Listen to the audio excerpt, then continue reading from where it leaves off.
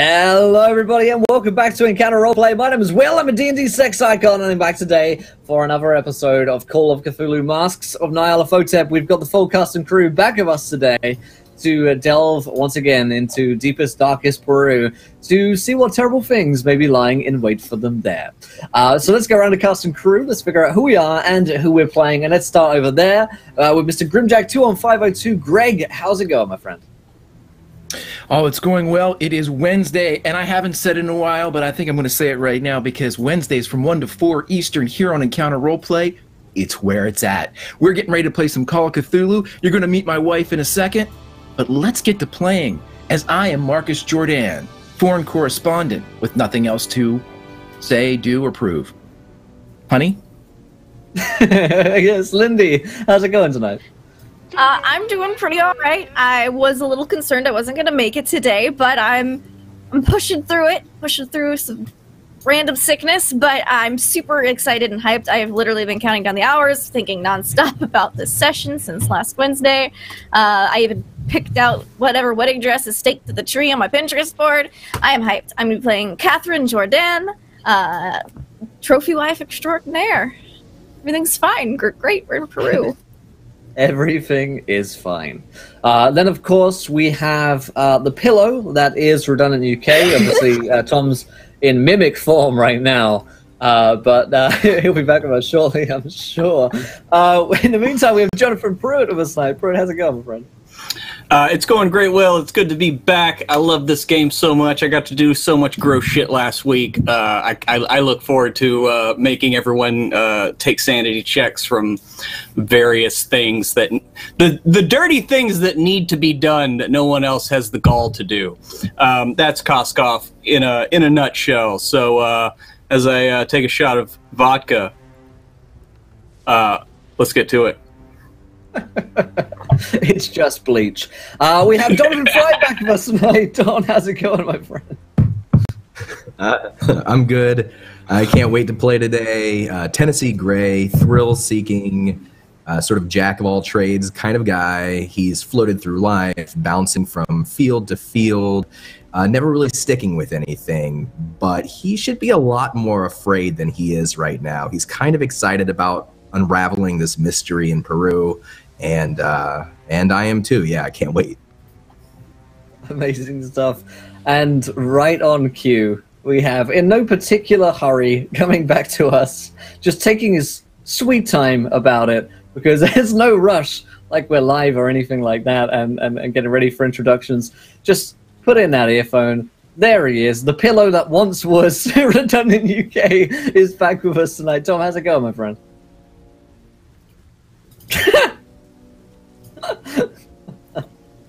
There's the second one. Can't rush these things. No, you must take your time. Ensure that you are actually completely and totally comfortable. And, okay. I am... wait. Almost Now I'm ready. Almost ready. Tom's ridiculously hard to work with as talent. He's there's a certain list of things that you have to do before Tom will even show up. It's Yep. My trailer, I mean, for one, my trailer has to be spotless. I mean, it has every to chair have, has to have a star on it. Yeah, exactly. I've got to have my aquarium. The fish has to be. The pillow has to be Only there. yellow absolutely. M&Ms. I mean, why have any other M&M? very true. Very true. Yes. So yeah, sorry about that. What are we doing? Why are we here? What? Very good questions. We're in Play Call of Cthulhu. We've all introduced our characters. Who are you going to be playing? Oh, I'm going to be playing Dr. Lucian Ernest. He is a very good doctor, a very rookie explorer. So he's kind of learning as he's going. He had a very unfortunate incident last week where, I mean, there's not much fat on him anyway, and what little fat he had was almost sucked entirely away from him. So he's feeling a bit rough at the moment. Very true, very true. So before we get started today, I'm ready, guys, with a couple of things. The first of which is we're sponsored here today by Chaosium. Go and check out Masks of Nyarlathotep. It's an awesome adventure. We're only playing through the chapter so far, the intro chapter, the new chapter, which is in the latest edition of Masks of Nyarlathotep, and it's been pretty awesome thus far.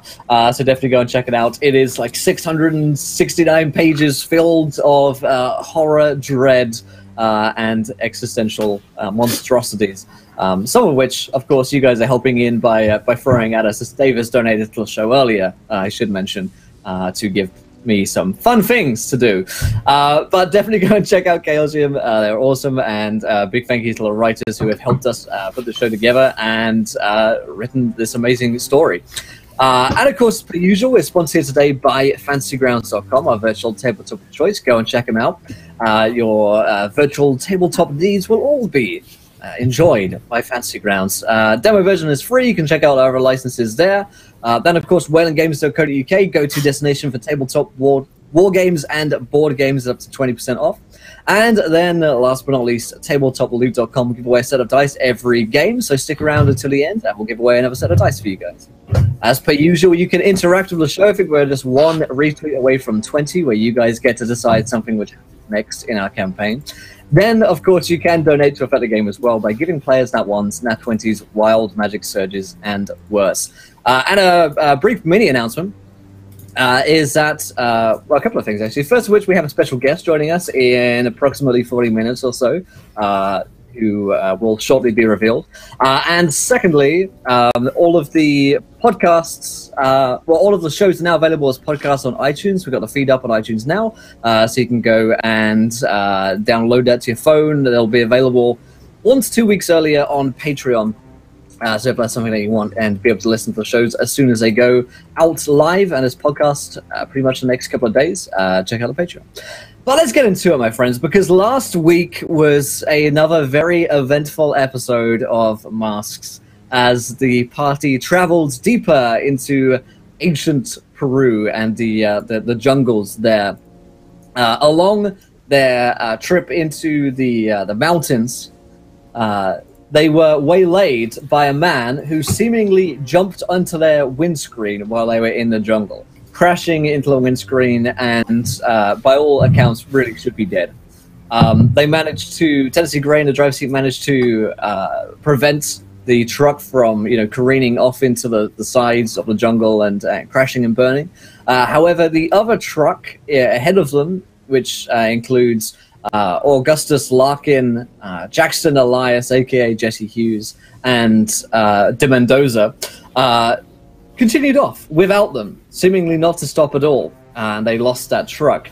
However, as they stepped out to inspect the man, they found a couple of things weren't so normal with him. Lucy and Ernest, in fact, got bitten by him, and he began to drain the fat from Lucian's body. He is perhaps one of the Carissiri, the fat-sucking vampires of legend here in Peru. However, they managed to gun him down and beat him into death. However, Koskov noticed that his belly was very full. Cutting him open revealed several large maggots which crawled out of the belly. And, of course, a picture of his sister, Stasha. All the while, they have been taunted and perhaps trailed by someone or something, which has left them behind clues at every dead body. These they're in the form of a childhood nursery rhyme. The first of which was 1, 2, buckle my shoe at the first body. The second, 3, 4, shut the door with Rizzo.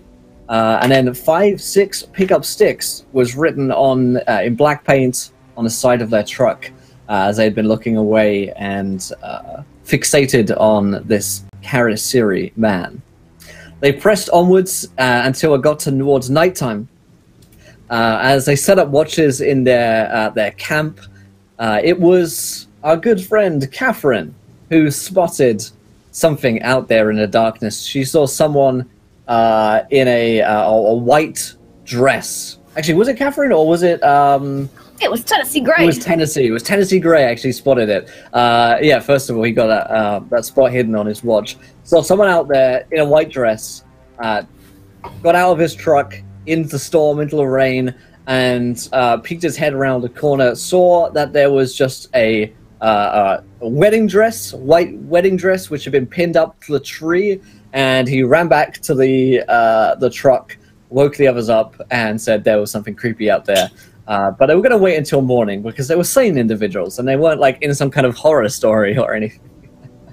So the next morning, they went to look at the tree again, to look at the wedding dress, and there was a girl who had been pinned up there, almost sort of crucified up against the tree.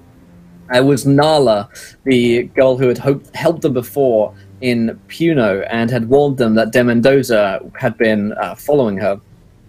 She was dead, pinned up against a tree by 4 kind of spikes with an incredible amount of strength. And most disturbingly of all, she was wearing the wedding dress. But it was not just any wedding dress. It was Catherine Jourdain's wedding dress, the exact same one. And it was with that horrifying realization that we stopped things last week. And, of course, is where we're going to be picking things up once again. So, before you, as you look at the tree, there is the dead body of the young girl, Nala, who has been ran through by 4 stakes, essentially, pinned to the tree in the wedding dress, and above her, in black paint, reads 7-8, lay them straight. What do you guys do? Well, I'm pretty sure it's just Catherine and Koskov by the tree right now, because Margus snoped out as soon as he started cutting open. Catherine's just gonna, like all the color in her is just gonna go, like, whoosh, and leave her. Mr. Ivanovich, can I see that picture from you? And he hands it over, like looking at the picture and looking at Catherine and looking at the dress. You notice similarity, no? I'm pretty sure that's my wedding dress. You want me to get it back for you? I think it's all right. I think it's a bit stained at this point, and there's I'm good. I'm gonna look on the back. Is there anything written on the back of the picture? There's a date on it. Okay. So no 7-8 yet. Okay. The 7-8 is written in paint above on the tree. That's right. On the tree, yeah. That's right. I have that in my notes. I just need to read them. Okay. I'm just gonna be like, well, this has been very educational. I'm going to go over and show this to Marcus real quick. Yes. And Kaskov, do you want me to cut down? Like, kind of motioning towards the girl. To cut her everyone down. Else. And he'll begin kind of pulling whatever's keeping her pinned up and kind of pull her down to the ground. Yeah. Okay. You stream. And I'm going to walk, like, power walk straight to Marcus. Okay. Just picture. This is what we found inside of that girl. That was your dress. Yep.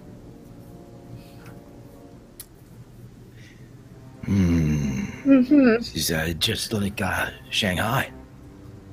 Yeah, I'm thinking it's a lot like London as well. Yeah. Yeah. Do you think that Dunsborough's involved?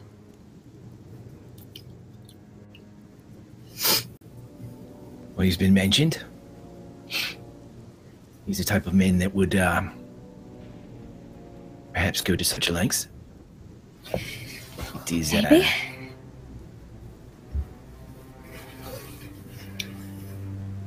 He's staring directly at Catherine. Well, Since they're alone, he's just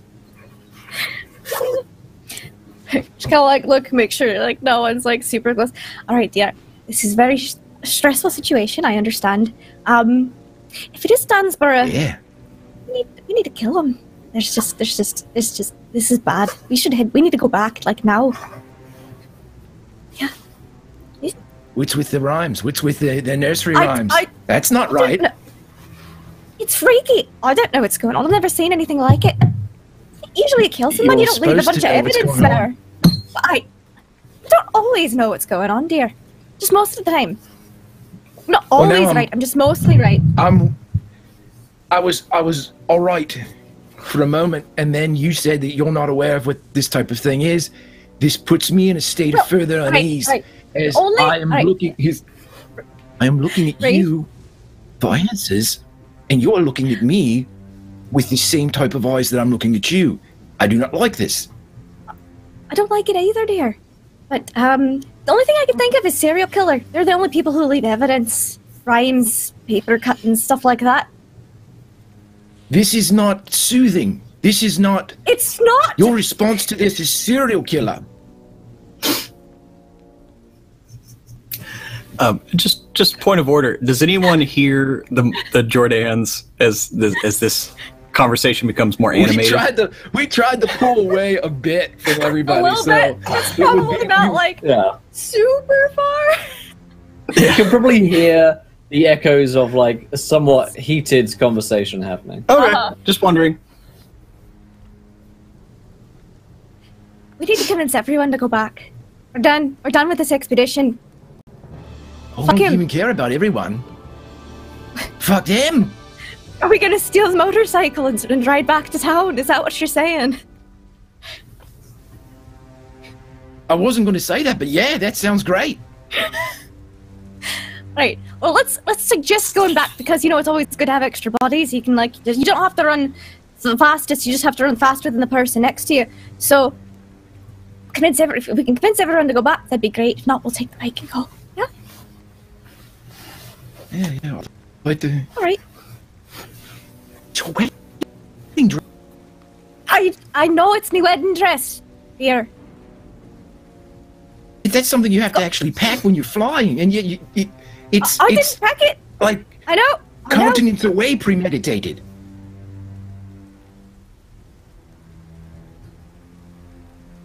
Stop acting like you don't know what to do. And he turns around and walks off.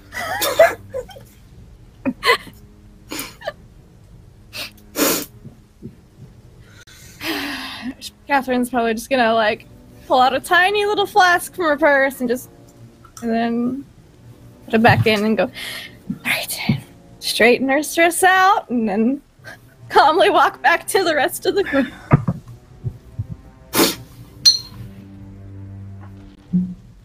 Alright.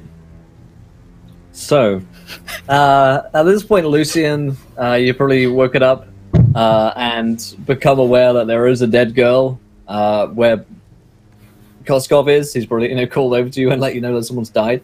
And the group rejoins back in the sort of main camp. There's a light rain today in the jungle.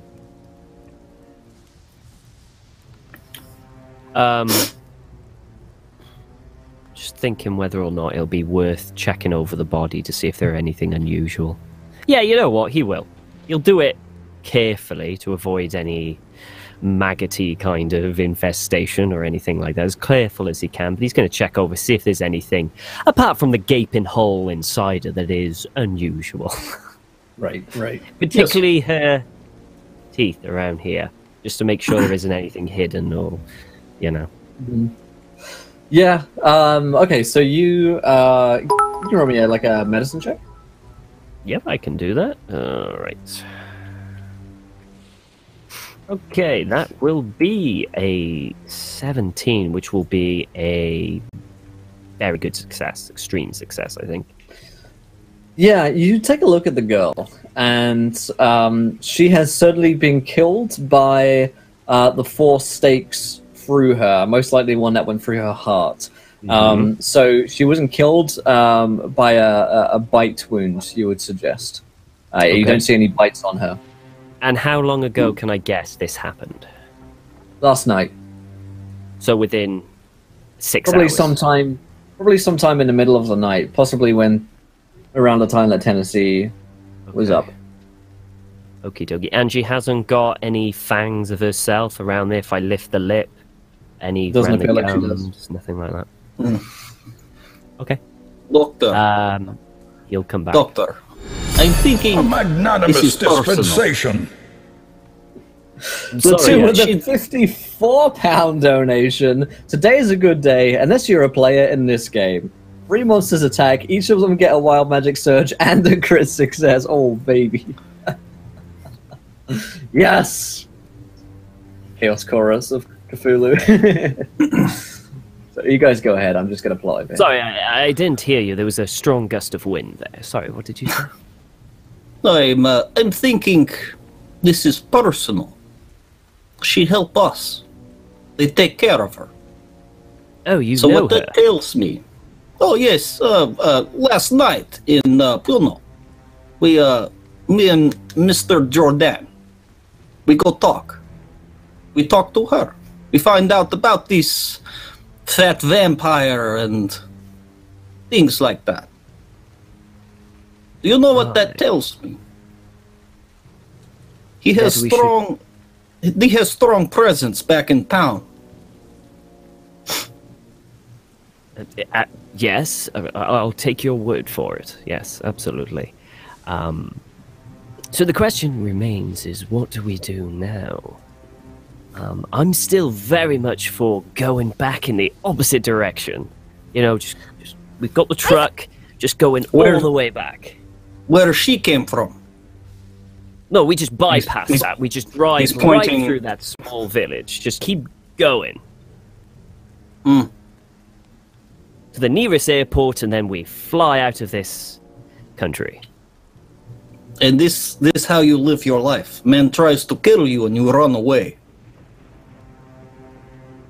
Well, this is probably the only man who has actually tried to kill me, so... I've had plenty. Well, you I am have still experience with this. So you Right. should not worry. Okay, so I'm assuming those who tried to kill you aren't around anymore, yes? Fair assumption. You're a smart man. Perhaps in next body we find your medical diploma. Oh God, I Just hope so it not. gets fully fucked up. I hope not. I resplendent really need a offering. medical diploma. It should be in my office, in my my practice back in London. I hope it's still Well, there. where they get her wedding dress? I don't know. Maybe she sold it. I don't know. You know, are you sure it's the exact same wedding dress? I mean, I'm sure there are other dresses like it. She turned same color as dress. Pretty sure. Right. Even more reason in my mind to head back where we came from and just get the hell out of the country, because they seem to have a distinct advantage over everything that we do. Just putting it out there. We are in... This is their home turf, and we are foreigners here. We're at a distinct disadvantage.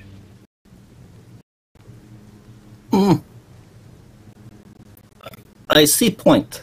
Yes. But man tries to kill me. I must kill him.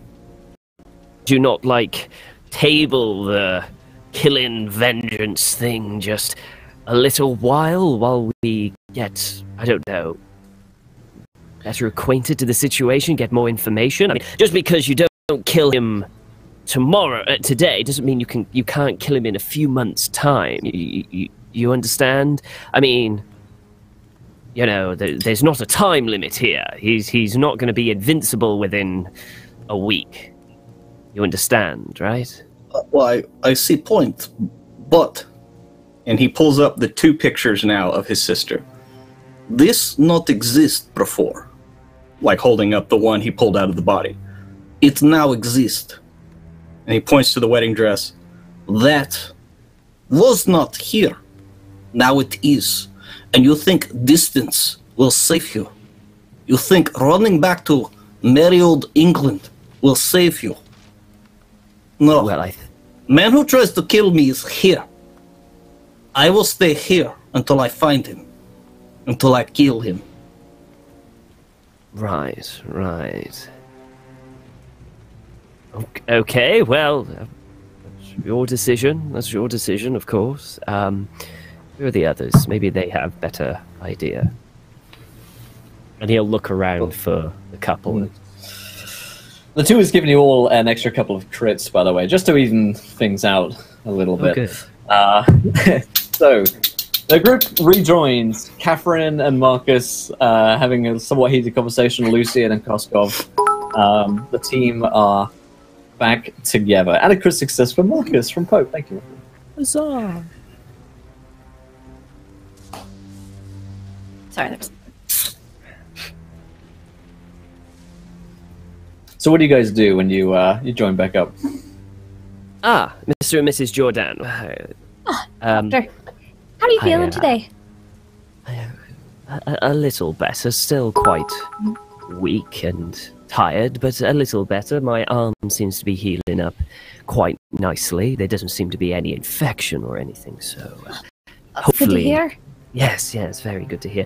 I was just talking to my Russian friend here about what our next move would be. I personally feel that we should head back in the direction we came and get out of Peru as soon as possible, to a more familiar ground where we have more control over the surroundings and the whole situation.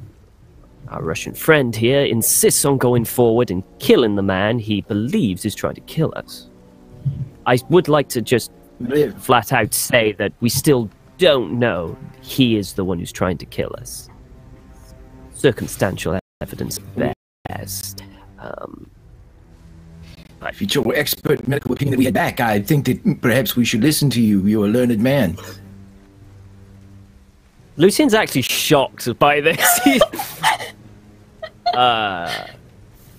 Thank you, Mr. Jordan. Thank you. It's good to know that one's opinion matters.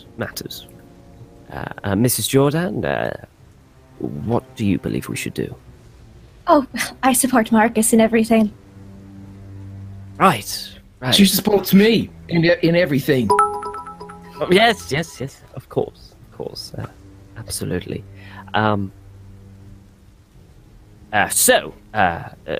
So we've got 3 to wanting to go back and 1 who wants to stay and kill this gentleman. Koskov, I know you wish to attack and kill, as is your first instinct, but perhaps the side of caution and a fight on more known ground would be a better situation here. Tennessee. What do you think? Tennessee is somewhat working on the engine at the moment. Actually, as Tennessee comes out, and I know Don's power has just gone out right now, but he will inform you guys that you are out of gas. It's like it's been drained. Out of gas. Yep. Of course. Absolutely. Did you hear that? Did you hear that, honey? We're out of gas. And Koskov is going to go check the Sounds like motorcycle in the back of Grenadier. the truck. Lucian's gonna go check the engine to see if it's been cut, like the fuel tank's got a knife. It's very in it. clearly been slashed, and fuel has gone into the ground. It like stinks pretty bad, and the ground is seeping with it. The bike looks like a similar case, as in most of it's been drained. There is enough in there for, maybe a couple of hours rides left in the bike, but it's quite clearly been tampered with. Might be better to siphon into container for Molotov. Lucian's gonna reach into his thing and pull out his revolver, and he's gonna go, I think there might be a more disturbing idea to all of this. We had someone on watch all night, yes? And all of these things happened in relatively quick succession, yes? Silently, no one about it, yes? Apparently. Perhaps the person that is doing it is of this party. Think of the facts. Oh, Christ. Am I wrong? Could someone get in silently when someone is on watch? And the doctor express, but all right, fine. And the doctor might notice Koskov now narrowing eyes at him and looking from his eyes to the bite wound on his arm back to his eyes.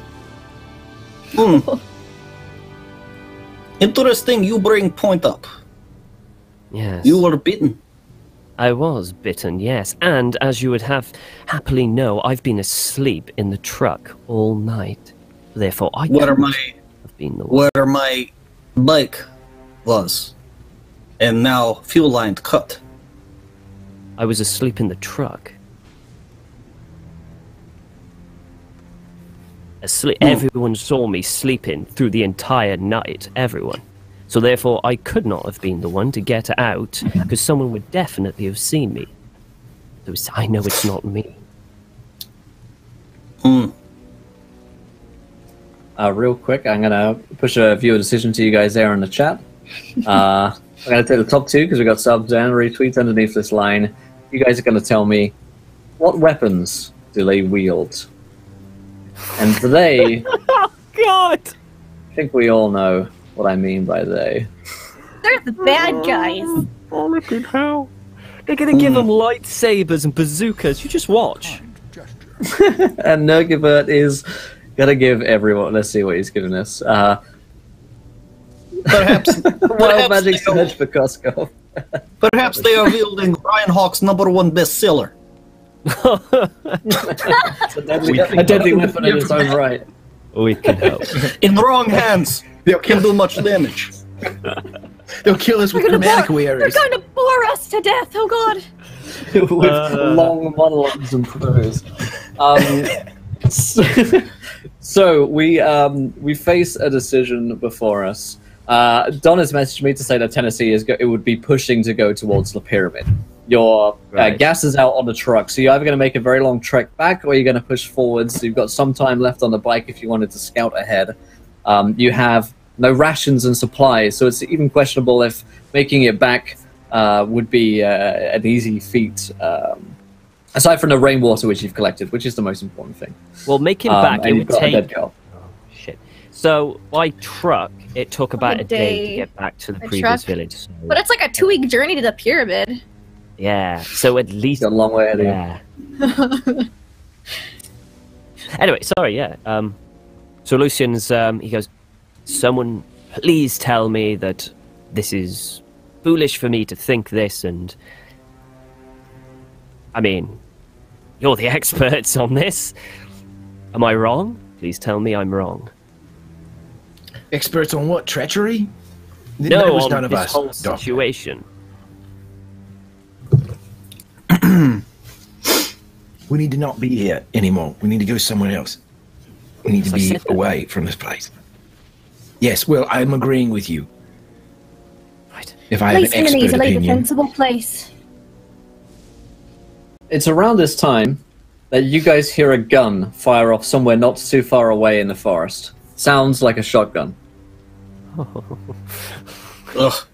Koskov immediately goes to the back of the truck, because you said the supplies were split up between the two trucks, correct?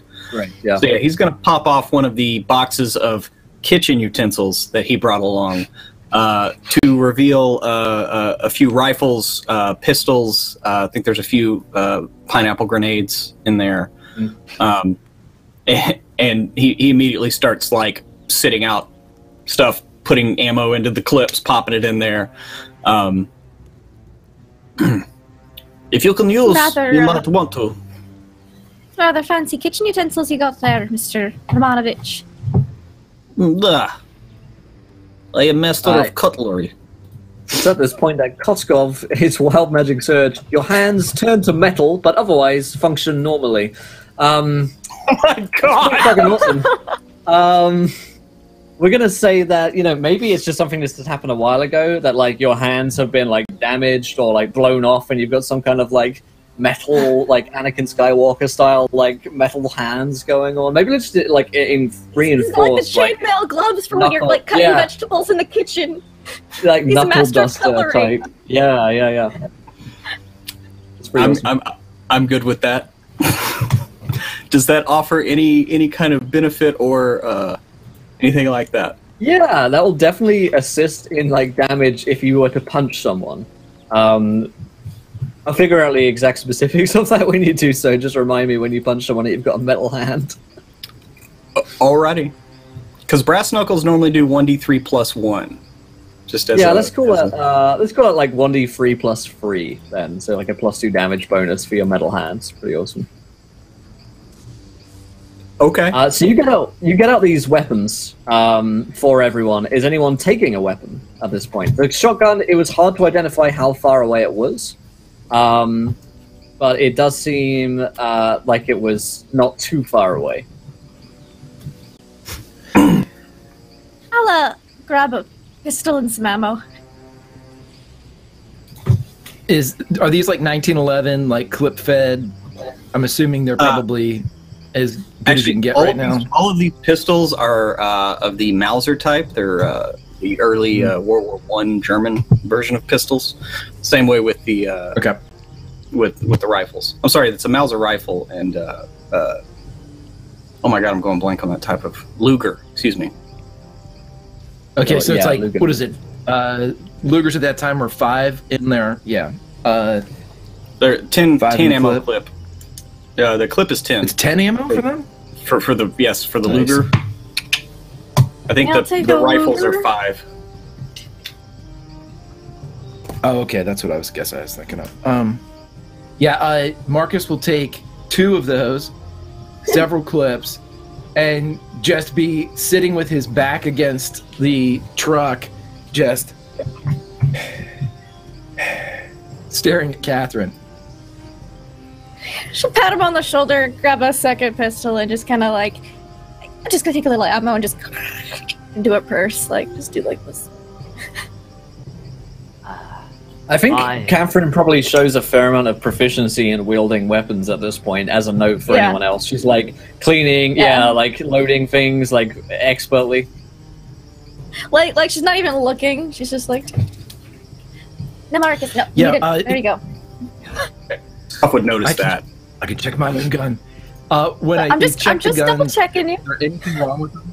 Yeah, like he would immediately kind of pop, look down the slide to make sure everything's working correctly. Nothing's been like the rifling hasn't been messed up on any of the, just to make sure there wasn't some Weapons subtle look safe, sabotage. yeah. Yeah, there's no sabotage on the weapons as far as you can see. Yeah. You hear another shotgun blast go off. This time it's closer, and you hear shouting between what seems like a couple of people, and they're like coming into the area of the truck. As you guys What load direction? up, and they're like ahead of you, so close to where the girl is, where she's been laid down, where Nala is. Okay. Plenty of cover. You guys Yeah, are I'm in a gonna try to pretty get- open area, but Sure. the truck itself is pretty good cover. There are a lot of trees around, so if you guys want to dive into like a bush or behind a tree or whatever, that's probably going to be the hardest cover that you guys are going to get. Yeah. Yes.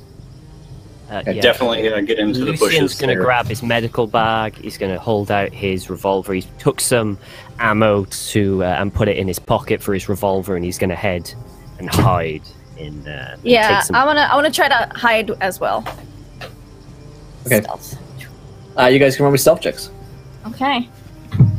Nat 20. Good man. Oh, that's a good point. I'm saving Encourage for the us to battle. burn through these. We got a lot of them. I know we're gonna burn through a lot, but I'm saving them for the woods. I got an extreme success on mine. Nice. Roll 20 loads. It'll roll whatever it is. It's a success. Roll 20 in my life. Not roll 20. I meant fantasy grounds. I was yelling at roll 20 Wait. last night. We don't bring that controversy in here.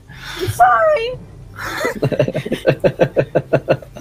So, you turn to see as you guys dive into cover. Go ahead, Marcus.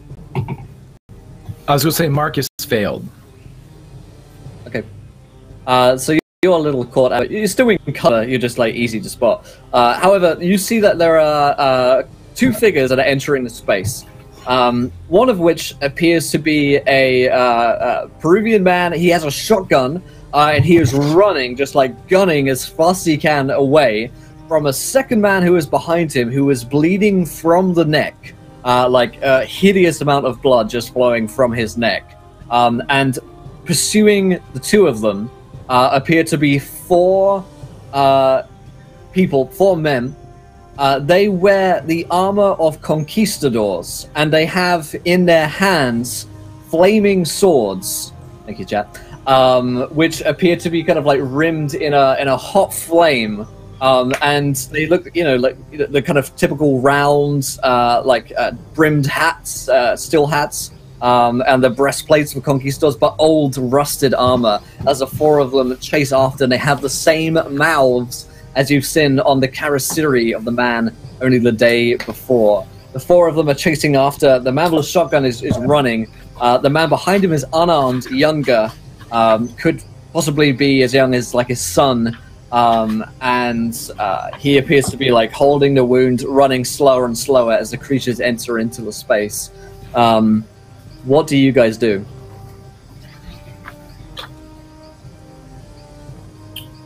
It's an excellent question, Will. So they got some obvious aggressors and some people running for their lives. Do we and recognize... it does look like They're running towards you on a truck as though it's a, something which could save them, possibly. Pope so much. Coscop's right hand causes wild magic surges when it hits. Negative effects to his victims, beneficial effects to Coscop. That's fucking dope. That's awesome. Thank you, Pope.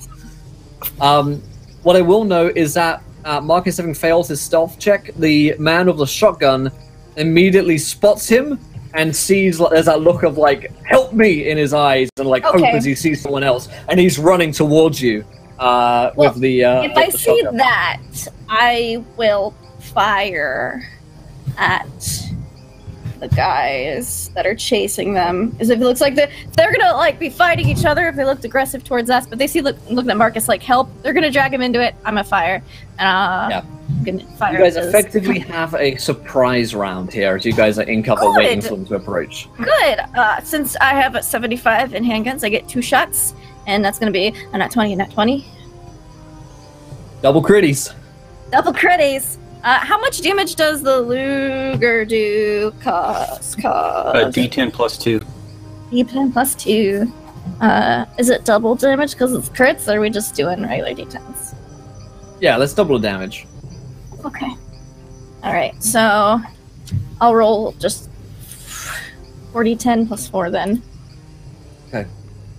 So, 10 plus 4, so 14. Could have rolled better. 14. Let me That's okay. quickly run and grab a stat block for you. As shots ring out into the forest, and sort of the sound of it echoes around the space that you're in is... Okay... Oh, that's the one I want. There we go. Okay, so... As you... Okay, so here's what happens. You shoot the creature. Yeah. It is close to being ripped apart by the spray of bullets that rip out from the Luger. So I'm assuming it's not close enough to fan the hammer, so I'm just... Correct, yeah, pretty far away. However, those watching, Catherine, or from behind a tree, will notice that these shots are deadly accurate. They go, 2 shots from like 60 feet away with a pistol, both, double tap to the head, basically, of this one creature, and it just like head flies backwards, and it comes and it runs towards you. But it looks like it's taken a pretty damn good couple of hits. There. Okay, who is the next to act after Catherine? Koskov will go ahead and take his rifle and fire it twice. Sorry, I was just looking for the rifle damage since I don't have that written down. Yeah, I was looking. So I'm just going to use the use this one. So it's 1 or 3. So I can only shoot twice, I guess. Yes. Or if it's 1/3, can I? Anyway, it doesn't matter. Yeah, I'm gonna use 2 nat 20s to shoot another one with this rifle. Okay. And damage on it is 1d8 plus 1d6 plus 3. Nice.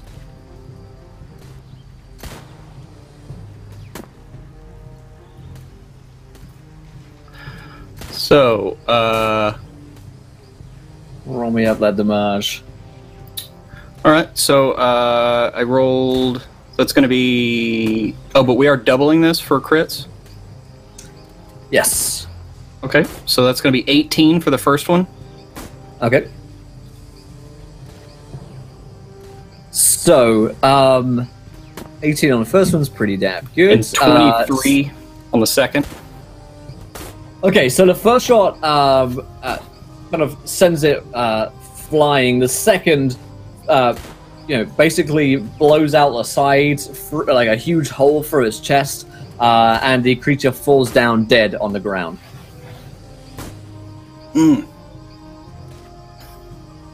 Okay. We should start competition, he kind of yells out to Catherine. Oh, what? What? She's just getting ready for the next round of fires. Yeah. And when she don't know looks what over, you're he just kind of talking throws her a wink. Yeah, he kind of throws her a sly wink. Alrighty then. So, who is the next to act? Marcus or Lucian? How many of them fell? I froze for a sec. One of them is it- down, another one is pretty well wounded. How far away are they from me? They have to get through the younger man and the shotgun guy to get to me, though, right? Correct, yeah. Okay, so You're taking my advice already, very dear. I'm so short. proud. So proud. As long as we're very sure about that buffer. How close are they to Marcus, since he's the kind of furthest out? Are they... Probably like 40 feet. Okay. In his opinion, Marcus's internal, does he think he can get a shot off before they make it? Seeing how fast they're running, would it like he would get maybe 2 shots before they'd be on him? Like you could fire. Suggest they're going pretty damn fast. You would want probably one shot and run. Okay, well then he is going to squeeze off. I can take like 2 shots and take off, right? Like my full action and then Sure. Yeah. run with that man. Okay. Yeah, he's going to go ahead and fire off twice.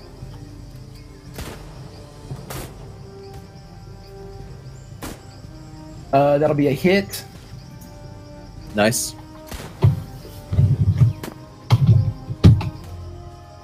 And another hit. So...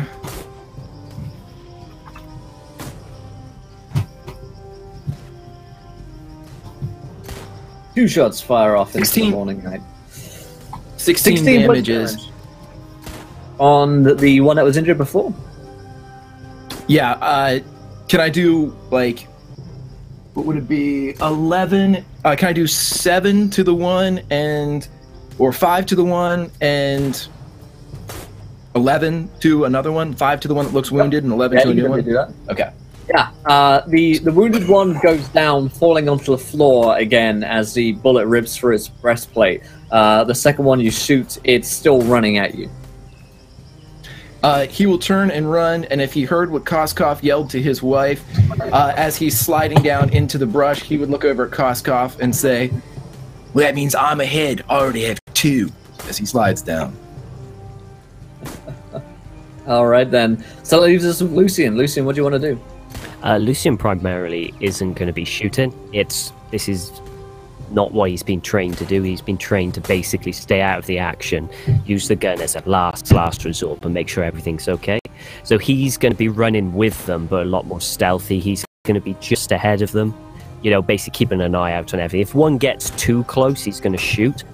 But at the moment, he's just trying to stay ahead of them and being as quiet as possible. Alrighty. So, in that case, that will take us to the Karasiri's turn. So, I am going to use a couple of my natural 20s here. 2 of them, in fact. And the reason for that is that the Karasiri, who are running after the man with a shotgun and the man who's already bleeding, the two that are still left standing and running, run after them, grab them, and run them through with their flaming swords. And one of them just slices off the man with the shotgun's head as he's running towards Marcus. You see him run, head just pops off like a watermelon as a guy slices it across with the long sword.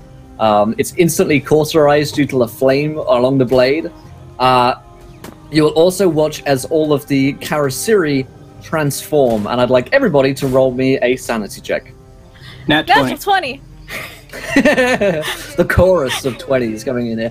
And thanks so much to Call of Nat 20. Cthulhu for the host. Welcome in, my friends. We have a very special guest. I wonder who it could be joining us in just a few minutes' time. Thanks so much. Everyone using a nat 20 on that sanity check? No, I rolled. I rolled Okay. a 39. So I say. Okay. Very nice. I'm going to assume that Tennessee Gray would use a nat 20 on this. I think that's fair, right? Yeah, I would, yeah. I think it's fair. Whether he, Alrighty well, he's then. doing it now. He's doing it now. It's happened, right? Sorry, Don. Doing it That's why live. you shouldn't. That's why you have a generator. Sorry. Just specifically power. for this reason, get a generator in your house. All right. Mine's down in Florida still, but I have one. Alrighty then. So, everyone succeeded on their sanity check, correct? Yep. That's right. Good. Alrighty then. So, in that case, watch as the Karasiri, their faces transform before your eyes away from the humanoid ones and into the snarling, two-filled, leering, distended jaws that you've seen on them before when to eat them. The two men that you're with die before your very eyes. Secondarily, you'll watch as the two that were dead on the ground get back up again. And they just stand back up and rush towards the group of you. So there are two of them now that are within attack range of probably Koskov and Catherine, as Marcus is headed back and Lucian's more hidden. Do you remember that time we were in Shanghai? I do! Just making sure. So, let's see. Let's use a couple of these. So, Koskov. Let me check the damage on this for you. It's two of these bad boys. You take 7 points of damage. Thank you, FPS. Appreciate it, my friend. 7 points of damage as the creature slashes in with a long sword towards you, and you see its two-filled face open up in front of you. Is this something I can try to dodge? You can try and dodge that, yeah? I'm gonna try to dodge it.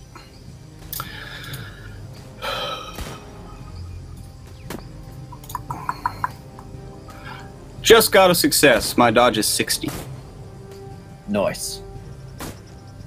So, you turn away the blade just in time, and it like hacks into the tree and forms this huge kind of like a welt in the tree there. As for Catherine, Yeah. you take 4 points of damage. Can I try to dodge? If I dodge, can I attack next turn still? No, the dodge is No. like yeah, Okay. you would be using a Is turn this? to dodge. Are these swords metal? Sure Covered in are. flame? Well, then his sword is corroded by my blood, and he can't kill Nailed me it. with it. So I'll Nice. take the 4 damage. Cool. All right. You watch as the blade, already rusted and old, just like withers in front of your eyes and rusts and corrodes even more. Thank you, Pope, for the critical success for Koskov. All right then. So all 4 of them are back up. 2 of them murdered the farmer and his companion who was with him with the shotgun, and 2 of them are now on Koskov and on Catherine. We turn over back to the party.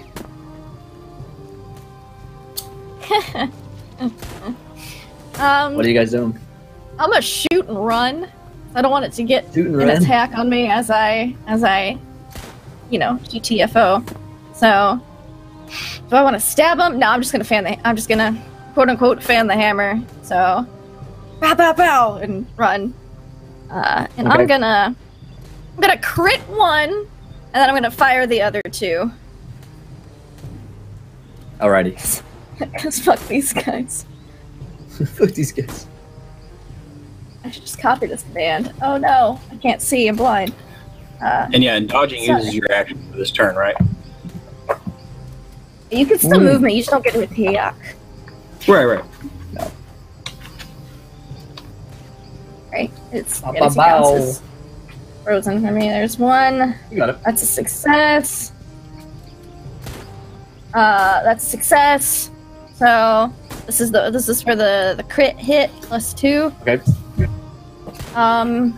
Much better. That's 11, and then these are the other 2 shots.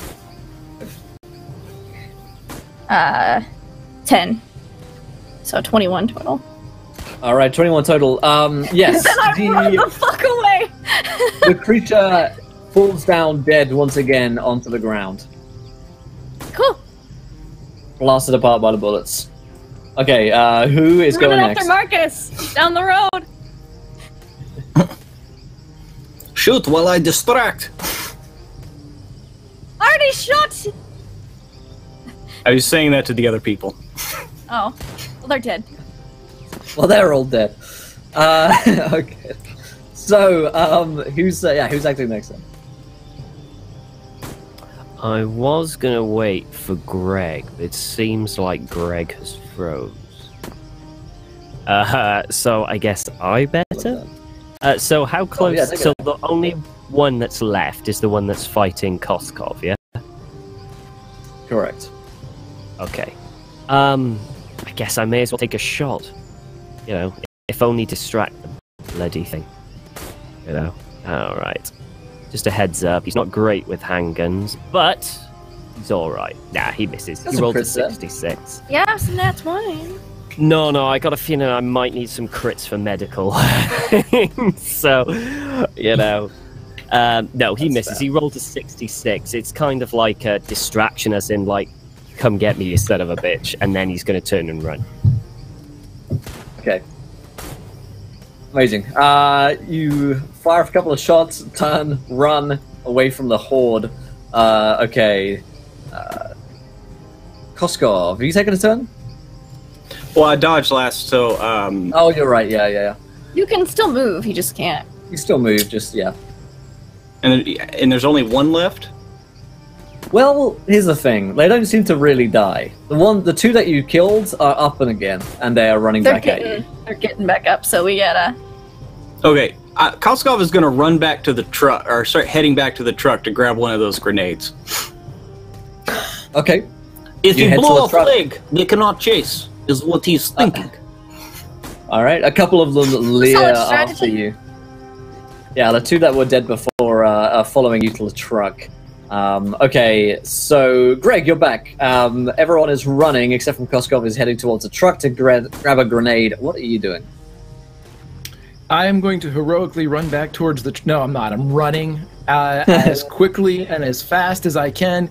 He is waiting for Catherine just to keep her in sight as he's kind of looking back with his guns out. If anything gets close to Catherine, if I can, I'm going to hold my action. So if something catches up to her or she falls or something, he's going to open up. But he's just kind of waiting for his wife. Okay. In that case, we turn back over to Lakara Siri. The one that Catherine shot dead rises from the dead once again, Great. seemingly uncaring for... it doesn't seem to care much for death. So the 2 that are after Koskov are going to try and hit him. Spare a couple of 20s here to go in on that. I'm feeling extra evil today. So Koskov, they leer after you with the swords, and that's 7 points of damage, followed by 6 points of damage. Would you like to dodge in any kind of way? Fuck. Yeah, he doesn't want a flaming sword to hit him. It's a bad thing, I've heard.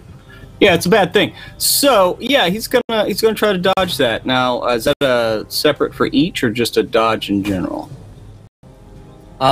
It would be separate for each, so you're likely to take the second hit. Okay. So that is a hard success on the first dodge. Awesome. So you miss the 7, you take the 6, you dodge away from one blade as the other comes in and sort of runs you through just up your shoulder, essentially, cutting into the muscle and meat there, and soaring away with searing red-hot pain. The other 2 are pursuing, but the fact that they have been dead means that they're a lot slower. So they are following Catherine, Marcus, and Lucian, but they are essentially crawling, sort of running on all fours at this point. So it's really Koskov who's in the danger zone. So let's hand back over to the players. Koskov, you're at the truck. 2 of them are on you, attacking you with flaming swords. Okay. Well, again, I don't really have an action. Is pulling the pin on a hand grenade technically an action? You know what? If you would spend a 20, I'd let you do it. Okay, this is what Koskov wants to do. He's going to jump up in the truck to lure them into the truck, pull the pins, and then leap out the side is what he's trying to do. Well, no, I mean, he doesn't have time to get a bike started, but he's basically just going to run up there. The pins are in the box with all the ammo and everything. He's just going to run by, pulling those, and then kind of leap out the fabric side of the truck to try to lure them up into the truck so it pops. I like it. And I'm going to use a 20 for that. Yeah, good idea. Okay, so let me take that down. But once he gets up in the truck, he's like, "Come get me! I'm right here!" And right, yeah. And just kind of... They follow after you. They're like, ah! As their huge leering faces with distended jaws and just a face full of teeth come after you. You go all around a truck pulling the pins on it. And the idea, presumably, is to dive out at the last minute so that they are caught in the blaze. Yeah, perfect. Using your nat 20s there, you guys will watch as in true Indiana Jones fashion, Koskov dives out of the truck, but all you guys really see is the explosion of the truck. As, you know, there was still plenty of gas which was just underneath the truck. All of these grenades going off in here has just incinerated the area of this like campsite, and a huge blaze from the truck is set off. The other 2 creatures following you don't seem to really take notice from this, but they are following slow enough. Koskov, you roll out, probably, you know, eyebrows singed from the truck. You look back, it's just a blazing mess of fire and gasoline, and head into the forest, following your companions. As you puts on that, amazing. Tennessee Gray is obviously with you guys at this point as you rush away. The 2 dead companions, newly found companions, behind you, and the 2 Karasiri unable to keep up with the pursuit as you guys rush deeper into the forests. It's perhaps 10-20 minutes before you're away that all of you guys feel safe enough and far enough away from the creatures to stop to catch your breath.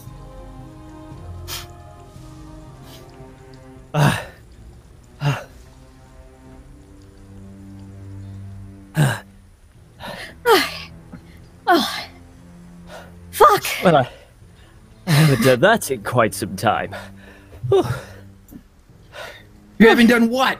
You haven't done what in quite some time, Doc? Run from sucker-mouthed conquistadors in the jungle? With explosions and fucking fire swords? Was that last week? I was actually talking about running so far, actually. Right.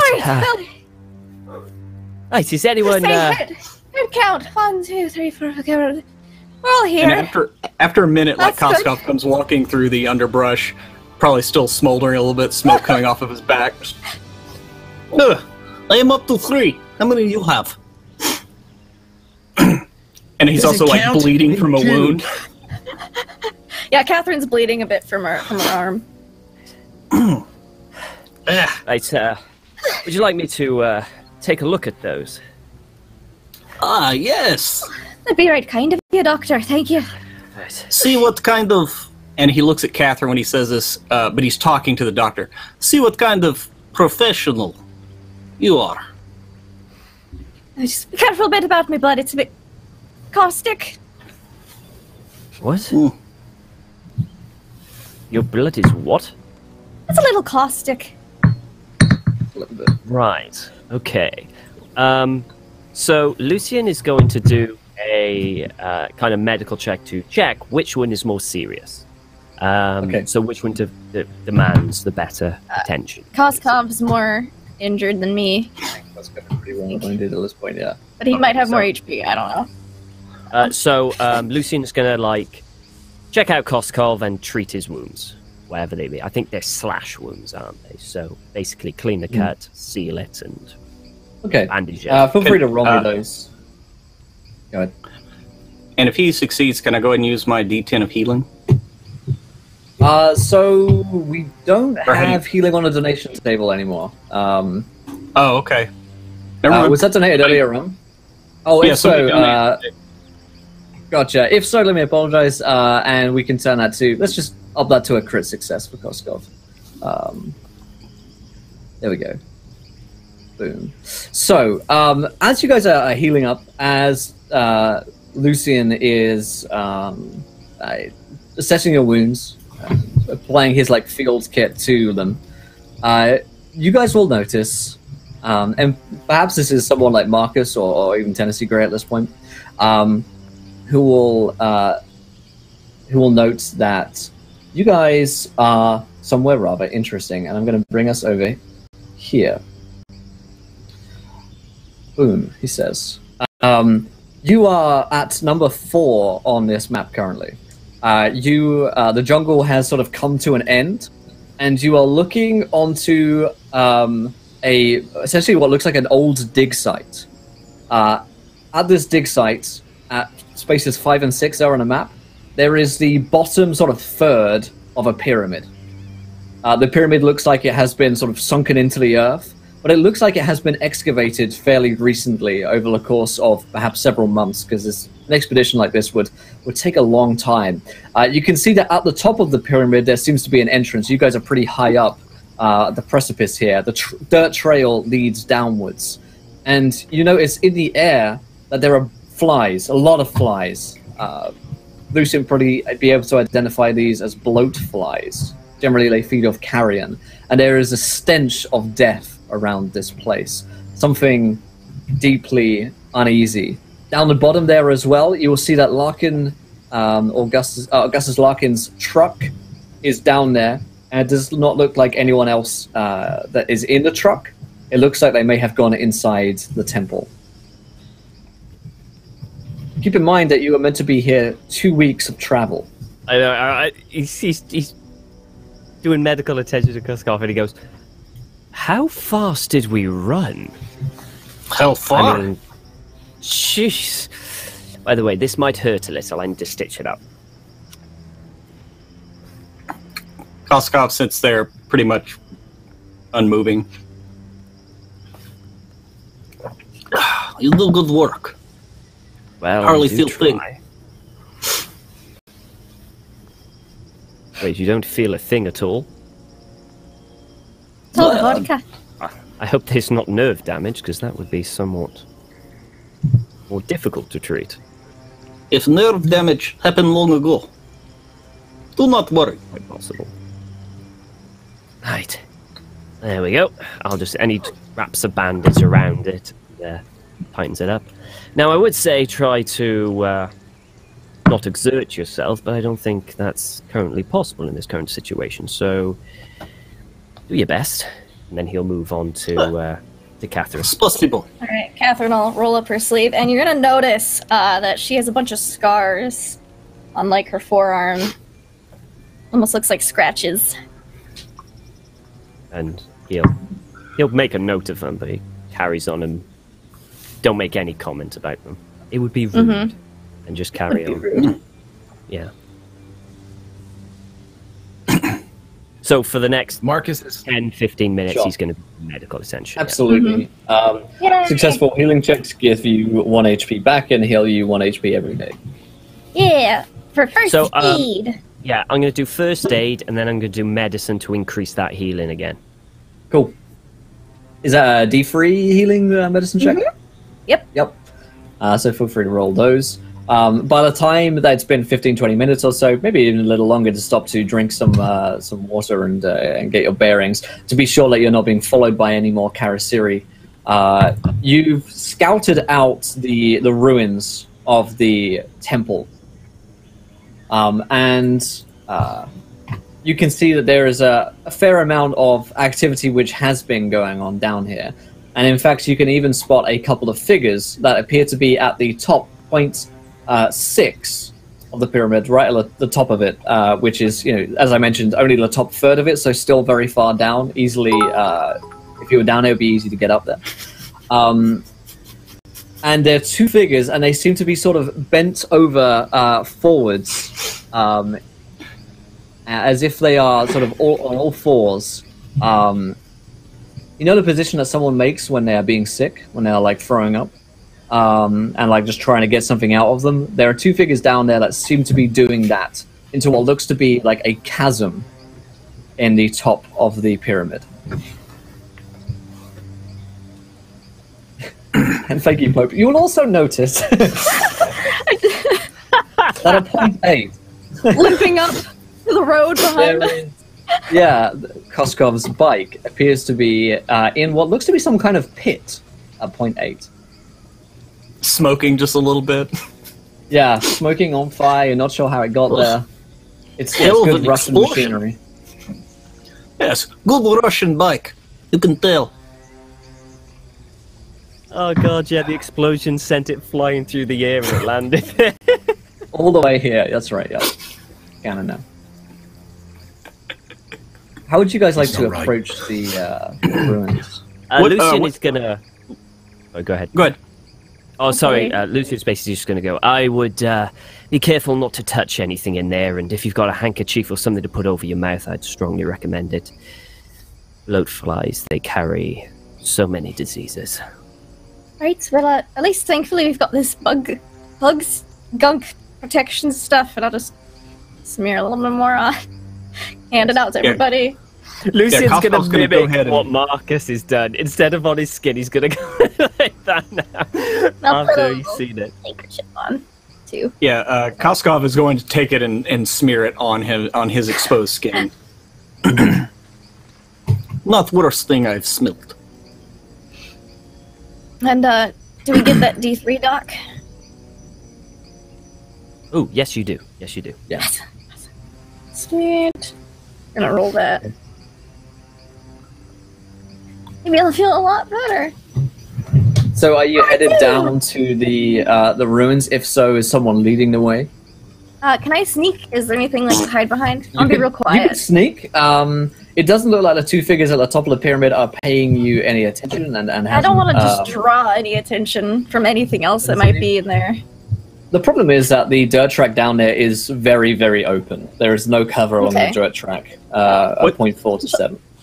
What time of day is it? At this point, it's around midday. We could wait till nightfall. Easier to sneak. You could. I seem a bit distracted up there, though. It wouldn't be hard to just Yeah, agreed. get on a pit.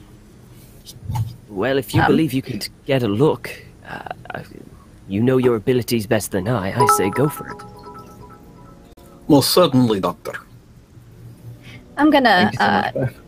roll a stealth check just to see if I can make my footsteps really quiet. 'Cause I know it's A open, but, resplendent offering. you know.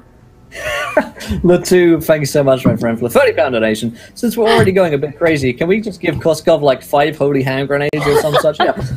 Koskov carries upon his person at any given time like a bandolier of grenades that he managed to pick up from the truck before leaving and blowing Yeah. up. I think that's perfect. I'm not going to complain. So anyone that's going down there, roll me a stealth check. That's a hard success, I believe. Let me double check. Yes, that is before a you would leave, difficult success. Catherine. Yeah. Mm-hmm. Before you would leave, Marcus would look at Catherine and he would say, "Does this remind you of any place like Rome or Paris?" I'm thinking at this point, and she kind of looks back into the jungle where we were just freaking ambushed by something. I'm thinking if we find Larkin or Dematosa or Dunsborough by any chance, we should ask them if they've ever visited Cape Town. It's reminded me a bit of that. She isn't. She's pissed. All right. Marcus will stay back. You want I should accompany? You can be quiet. Or at To least- extent. All right, so let's go. And I just whoosh, difficult success, ninja hard. I'm actually going. I'm going to spend 1 luck to make that a hard success. Copy that. Okay. We're both Two hard of you success. sneak down. Is the rest of the party coming, or are they waiting back up there? Lucian's going to wait until I say it's all clear, yeah. Okay. The two of you head down into the ruins, down the dirt track. Immediately, the foul stench of death assails your nostrils, and you see several of those huge larvae, the maggots that you saw crawling out of the bodies of the Karasiri before, around point 8, where Koskov's bike has been placed. They are crawling all over, seemingly in a charnel pit down there. Witnessing this requires a sanity check, of course. Nat 20. Nat 20. Good ideas. The two of you press onwards, taking a look around, being certain not to be spotted. There are no other figures in the area. Aside from the 2 figures you can now identify as conquistadors, 2 more of the Karasiri at point 6, who seem to be vomiting into the chasm which is opened at the top of the pyramid, which seems to be large enough for people to fit down. You see their huge, distended bellies filled with fat and maggots, which they are pouring down into the chasm as though they are feeding something. Watching this, of course, requires a sanity check as well. Nat 20. Yeah. As you see this disgusting act of inhumanity, your minds are steeled against the horrors. However, they seem to be almost ecstatic in this ritual. They do not appear to take any notice of you whatsoever, and they appear to be unarmed. Even as you guys get a little bit closer, maybe making a little bit of noise that you weren't expecting to, squishing one of the maggots or something like that, the 2 creatures don't take any note of you whatsoever and appear to be completely entranced in what they are doing. Do they have their flame swords with them? They have their swords on them, correct, yeah.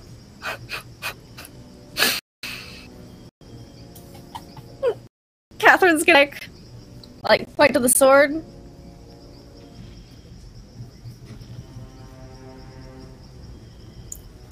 And Koskov will just kind of mouth, "Good work." Yeah, you're just getting gonna pretty shrug. close at this point, and they're not taking a note of you. They're just full on, body vomiting into this chasm. And since bullets didn't kill him, I don't think the fall will. I want to try to oh god, do I have sleight of hand? Let me see. I do a little bit, not much. I want to try to take their sword, and stab it, and shove it down.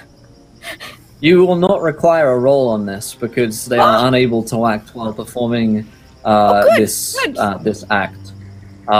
So as you go up to them, you can take their blades from them. They don't seem to be at all taking care of this as they are just the most, liquid amount of maggots and vomits just pouring out from their mouths, and fat as well, just wretches.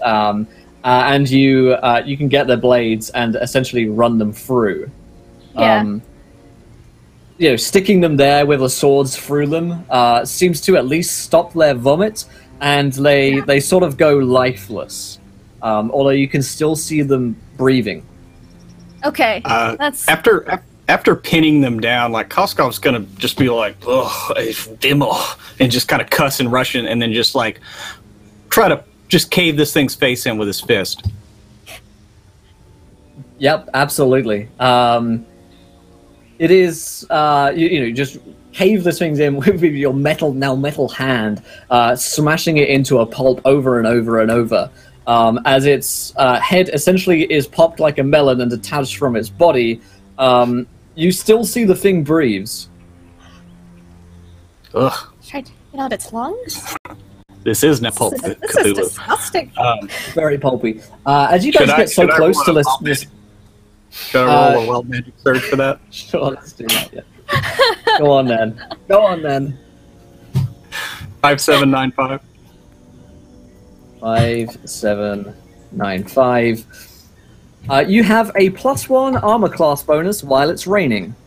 Let's just give you +1 health, I guess, because we don't really have AC in Call of Cthulhu. Mm-hmm. Okay. So yeah, +1 health for Koskov. As you smash this thing's brain into a pulp, you it seems like your fist retains some of its life force and the essence, which makes it so difficult to kill. However, as you guys get so close to this chasm, this like dark pit in the middle, which looks like there have been several ropes attached to, where you can only assume that Augustus Larkin and his companions have gone into, you hear something which speaks to you in the darkness, emerging from that pit. Go over here. And Adam, what does the voice say to them?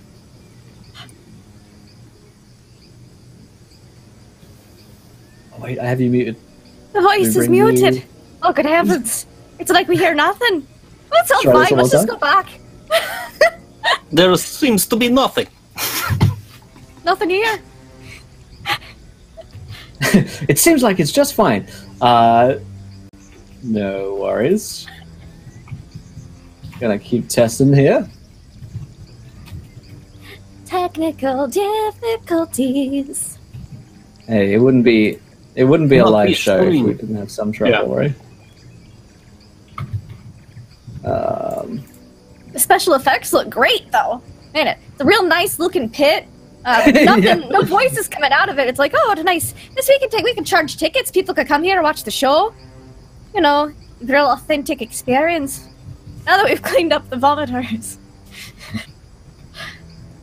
Yes, well, you watch as I'll continue to troubleshoot about him here in a sec. I'm just gonna keep stabbing with the sword. Maybe try to like just cut out some vitals, stab them. If we chop them up in enough minutes, we should be able to. They should not come back. That's what Catherine's thinking. Okay. While we troubleshoot about him, let's cut back to the team who are back up on the bluff, which is Marcus, Hennessy, and Lucian. Lucian is just packing things away and making sure everything's okay.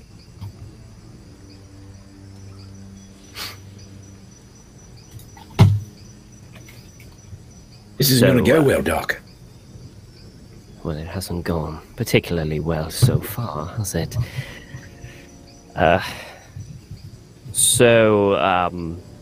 What do you think we will find? I think we're going to find more things that we can't kill with bullets. So, we need to find a way to rid ourselves of these men. They aren't, makes me wonder if the one that we killed along the road isn't running behind us as well. We just put him down with bullets. We didn't cut him up or burn him. That's a very good point. Which means it was toying with us. Those other ones jumped up quick. That one wanted us to think that it was dead. But it wasn't. Yes. These are unusual creatures. I fear that perhaps fire would be the best bet. Bullets, although effective to kill normal people, they leave much of the tissue and muscle intact.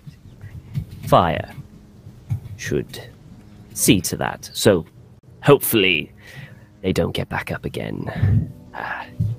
Could we not somehow make some torches down here while we wait with the branches? You know, maybe wrap around some... I don't know. What do you think? I was thinking the same thing, but we'll give away our position even in the daylight. They will be able to see the smoke. So if we start to try to prepare, try to even set something to smolder, it's going to reveal us. Plus, it's wet. We've had rain for the past 36 hours. It's going to smoke. It's going to smoke to high hell, Doc.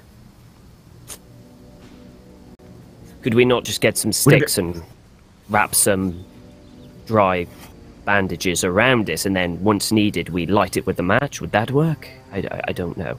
Don't light it now, but when we need to, maybe. Ooh, yeah. We can prepare it, sure. What if what do you have in your bag there, Doc? You got any alcohol or anything flammable? Something that we can I have some start it alcohol off in a here. hurry. Well, yes, I do have some alcohol. I have some bandages here. Ideally, I would hope that you don't use all the alcohol, but perhaps 2 torches should be enough. And he brings out a few spare bandages, and then he brings out a small, a bottle of alcohol, about that big, and he goes, I don't think anything else in there will really help. I think that's all we need, yes?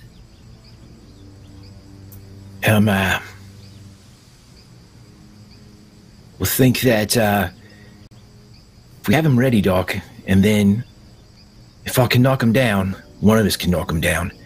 Go for the eyes. We can maybe burn out their senses. Even if they come back, maybe they'll be blind. I don't know. But, it's a logical. To slow 'em. Indeed. Okay, so we go for the eyes once this thing. Okay. Well, I've got this. We'll get some sticks and wrap it around, and well, let's hope it doesn't come to it. But better to be prepared rather than unprepared. Yes. Yeah, Doc. And if they fall, we burn them, and if we have more time, try to drop a rock on a knee or something. Bust a joint. Yes. Absolutely. And I guess Jesus, I'm cold. I'm got the chills, and it's not even. This is. Are you okay? Are you unwell? No, I just hope nothing ever reminds me of Peru. Well, my first trip to Peru has not been the most. Well, it hasn't been what I imagined. I probably won't be coming again. No, I think I'll stick in London. I think that would be better. Yes, better. Yeah. It's I don't like the country. The coast, Peru, nice. Yeah, not so much. But yeah, Doc, let's just be as ready as we can. Yes, we'll do. And we'll just start making those kind of torches, but obviously not lighting them. Okay. Making mincemeat. Yes. Okay, let's test that one more time. kneecaps. Hip bones dislocating some joints. When you like totally dismember this creature, it no longer breathes. It seems like only total dismemberment is what prevents it from living. I give Koskov thumbs up. Dismemberment it is. Maybe fire. Put hand over here. Put foot over here. Put leg over here. And he's just kind of tossing pieces different directions. Yeah, just chucking an arm into the jungle. Okay, now that the coast is clear, what do you guys do? Seems like Larkin and the friends went. We don't hear anything, so I guess we'll just go back and report to the group. Yes. But to check on bike. Coast is It's clear. over. Yeah. Let's see what it's over make there. sure everyone else is all right. Make sure there's not anywhere around here. I don't want to know what they There. were puking on down there, but I'm sure we're probably going to find out at some point. Let us return then, as you say. All right. Okay, Adam, let's try hearing from you. We're going to be walking away, and then we hear the thing come up. Damn it, balls. Let's see. Damn it, Janet. Damn it, Janet! The only other thing to try is that there's a mute button on vMix, which is the green little mic button. And if it's on red, you're muted. If it's on green, you're live. Not that. Okay. I will keep troubleshooting with you via DMs. All right, so the party rejoin. Catherine and Koskov are back.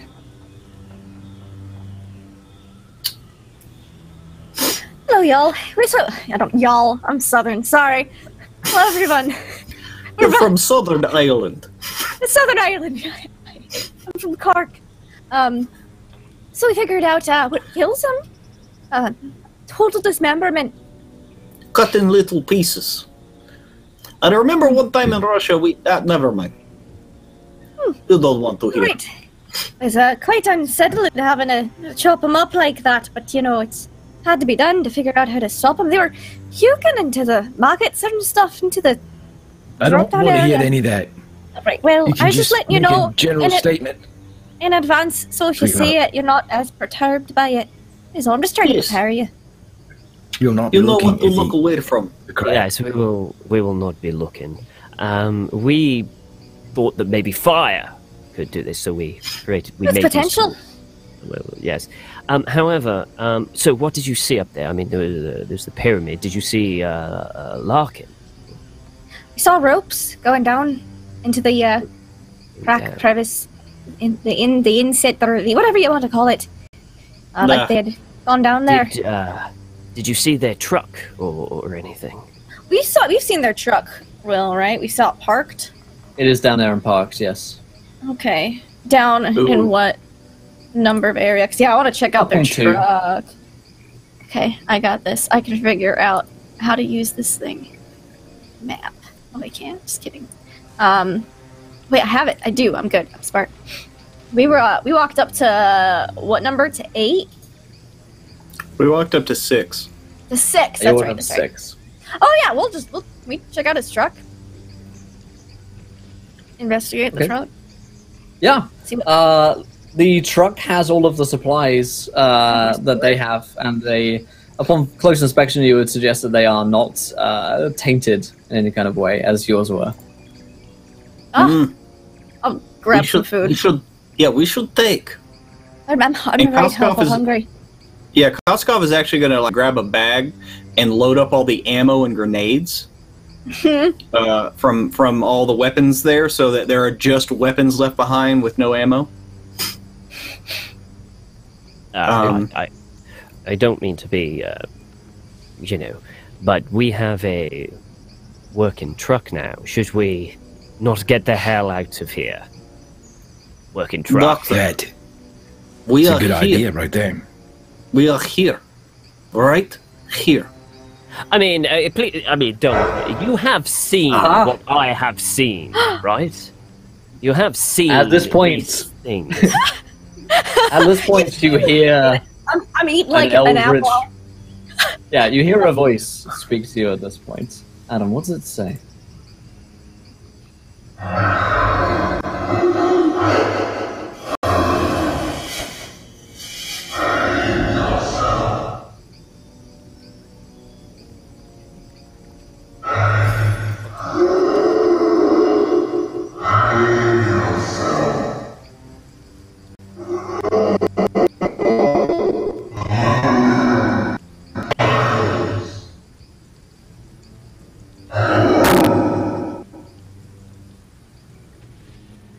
Everybody can roll me a sanity check. No Net shit. 20. Not 20. I'm gonna roll it. Do I it. roll? No, I'm not 20 in it. I'm not 20 in it. Yeah. I have a high sanity, but I ain't risking it with that. No way. I've got an okay sanity, but I passed. Catherine's had a I day. too like to live dangerously. Anybody fail? Yet. Excellent. As you hear a voice speak to you, it echoes throughout your mind and is almost incomprehensible in nature. However, you feel drawn into the pyramid. There is a tinge of something unknowable there, which is exciting and interesting and intrigues the curious part. Something is in there. Want to figure out what happens if we just throw a whole bunch of grenades down there? Well, Don't want to see. Well, I mean, we can take a peek and then throw out the grenades.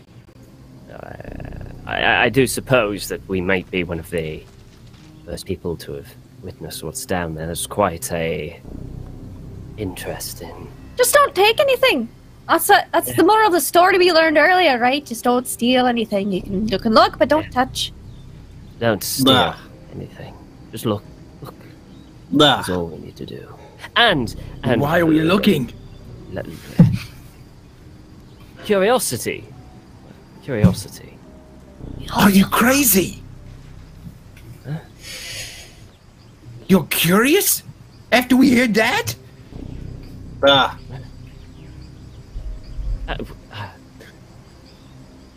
And He Lucian is feels like staring foggy at in his Catherine. head. We all feel compelled to look. Because Catherine would be like, fuck this. But she's like, I mean... I am slightly unsettled. Not very much in this life has done that. I must know what is in there. She's gonna kind of like pull Marcus aside a little bit, like the married couple, like backs to the rest of the people, like huddled argument whisper. She'd be like, "Look, this was. Remember what you said about premeditated, 2 continental away murder? You gotta kind of know what's going on. Because if they're premeditating it 2 continents away." Did I miss that we are compelled to look in this thing? Yes, or yes, is you this... did. Yeah, no, Yes. we are compelled now to go. My audio is cutting in and out, so... Oh, all right, no, I'll look. There we go. Back to where we need to be. I'm about to look. Some change of mind. Change your mind so easily. Anything for you, my love. Yeah. Cheerio, let's do it. There are ropes already down there, which it looks like Augustus Larkin and De Mendoza most likely went down themselves. And I'm assuming it's dark down there. it is very, very dark down there. Torches. Not our torches with the flames, although we will be taking those down, but electrical torches would be handy. Imagine we packed some of those in the truck. Definitely pack some. And they have a truck! Yep, We you should definitely have always supplies for torches. Everyone's Who's gonna going stop down? Who are the first 2 going down? You have to go down in 2s, pretty much. How far does it go down? Because I'm going to shine the torch. Can I see the bottom? You cannot.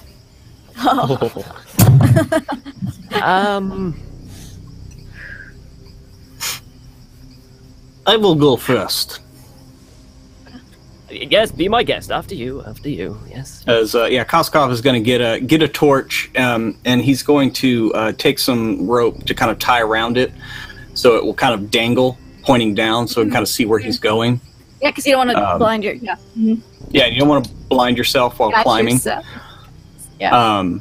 So yeah, but Koskov will do that. Catherine will go Marcus second. will go down too. I was going to say Marcus would go first. All right. Well, if Marcus wants to go first, she won't Yes, say no. let But us- she'll be keeping an eye on you. Let us go into the dark like we went into the jungle together. Flash the light up when you reach the bottom, so that we know. Come on, Nah. Doctor. Like, we're all going in at the same time. What? It seems We're all going in. unsafe. Well, they're going first, but we need to be there to back them up in case anything happens. Very well. I still. And don't if we think- see something at bottom, I drop grenade. No problem. Already I mean- good plan. Yeah, did you do that, dear? No problem.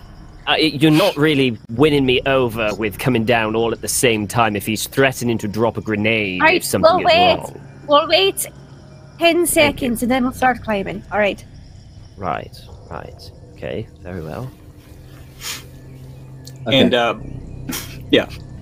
Before and by the way, Will, before we leave, Koskov is going to take one of the grenades and kind of set it up to under the wheel in case somebody tries to get out and leave us behind. Basically, once you roll off of it, the pin pops and it blows up. Just kind of booby trap the truck in case they try to get away from us. Nice. Okay. And he will tell the group so they all know. Remove grenade before taking truck. Thank you. Good to know. Okay. Appreciate it. So, The group of you descend down into the darkness, Koskov and Marcus going down there first. The torches illuminating some of the darkness below. You descend for what feels like a very long time, several minutes. You're going very deep down below the earth here, as you're probably down this rope for a good 5 to 7 minutes or so. The stench becomes almost unbearable as you're within here, and you hear the low bubble of water from below. As you get close enough to the surface, the ground, you hear the sound of movement from below, and the bubbles, and it's a kind of wet, suckering sound. And it is, to your horror, several of these maggots that you saw back in that charnel pit above and crawling out from the bodies before. They are coming out from a pool deep down below in the center of the room, and they appear to be making a migration from this pool out towards a huge set of doors, which are covered in runes and signs, and they all appear to be making their way through a crack just underneath this the door, and it's like the march of dozens of these huge maggots which are headed in here. We are still compelled to follow the maggots, right? Your curiosity has led you this far. It's very diplomatic, Will. Retirement. Yeah. We should... And how big are the maggots? Yeah, they're really big maggots. Size of a small dog at this point, so their wet bodies seem to be able to be pulled such that they can fit into a small crack underneath this door. They're very modular almost in the way that their bodies are built. Once again, the voice from the darkness speaks to you.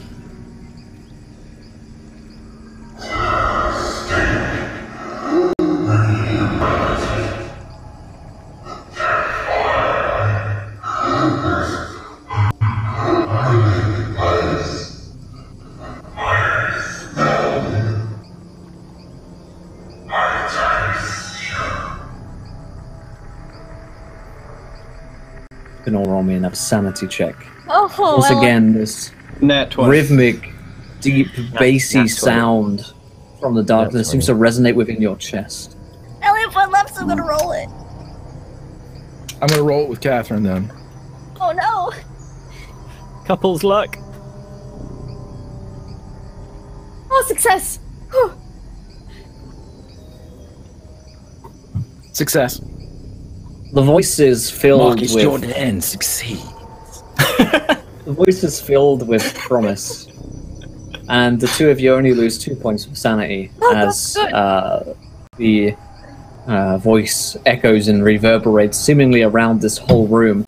Once again, there's a promise within the voice. There's something there which is unknown and unknowable, which speaks to a part of you which you didn't know existed before.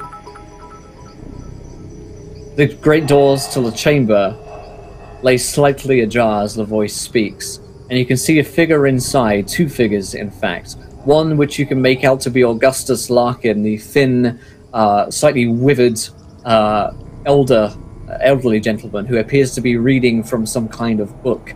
The second is the dark, sulking figure of De Mendoza, now in his full Karasiri form with the long, distended jaw. Inside, there are flickering green lights which open up into a great, vast chamber. And inside the room, there is something else as well. It's dark, it's huge, and I'm about to share it with you here on Fantasy Grounds as the creature that is born and created solely from maggots and flesh lies before your eyes, the father of maggots. Augustus and De Mendoza seem to be stuck in a ecstasy as they see this creature, their master, before their eyes. You are struck with such horror and yet fascination at the mere existence of this being able to exist. And once again, the father of Maggots speaks.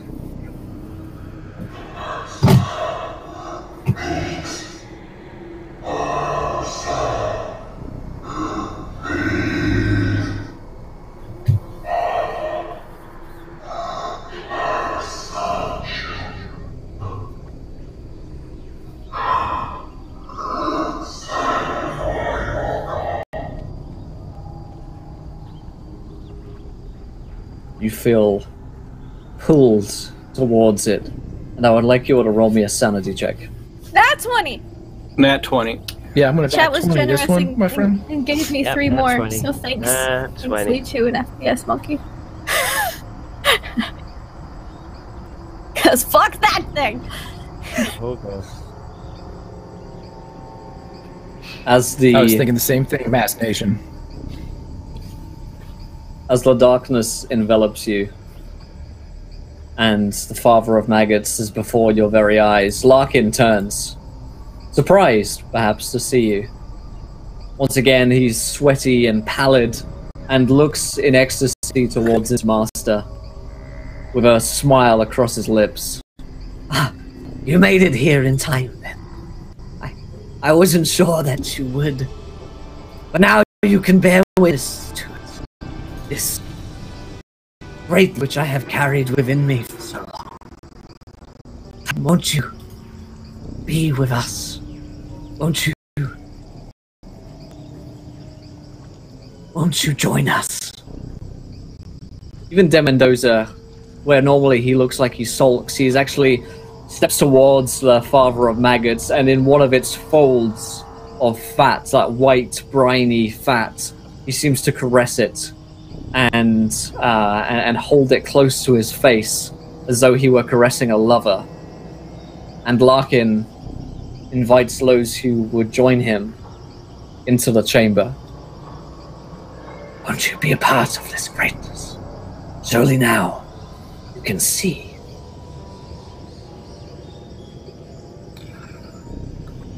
I only have one question. Where is my sister?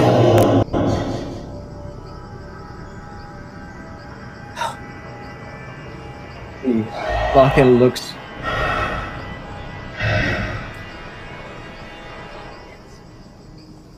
Yes, she's here before your very eyes. Look, Father has part of us.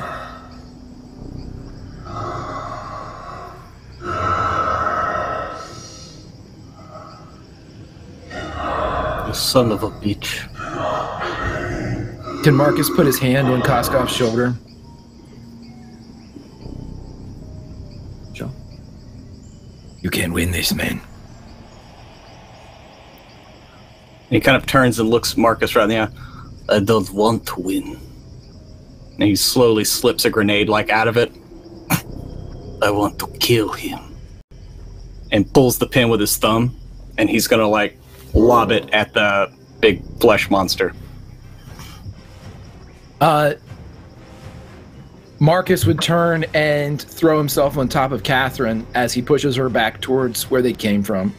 Yeah, Lucian's gonna duck behind the door that we just came from.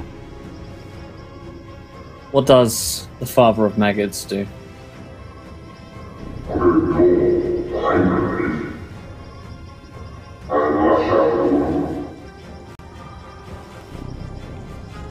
As the grenade is pulled, Koskov, feel free to roll me that damage. And or roll the attack roll, I guess, as the pin is pulled towards the father. Larkin and Mendoza. What kind of attack is that? I think it's a throw in 7th, right? I think so. I think it is Throw. I'm gonna use my last nat 20 because I wanna put this thing right in the fleshy folds of that monstrosity. Because Koskov is being forced to think a lot harder about not running away than he usually has to. And so yeah, he's just pulling the pin and chunk it all in one motion. Okay. And what's the damage on a holy grenade? Oh, let's call it a D20.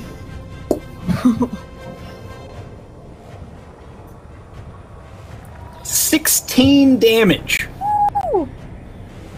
The explosion goes off in a room, and a small part of the flesh from the father of maggots is thrown across the room as several of its large maggot-like larvae bodies are erupted around it. Larkin and De Mendoza are caught in this blow as well, as the exploding grenade goes off in the room, deafening those of you in a small chamber.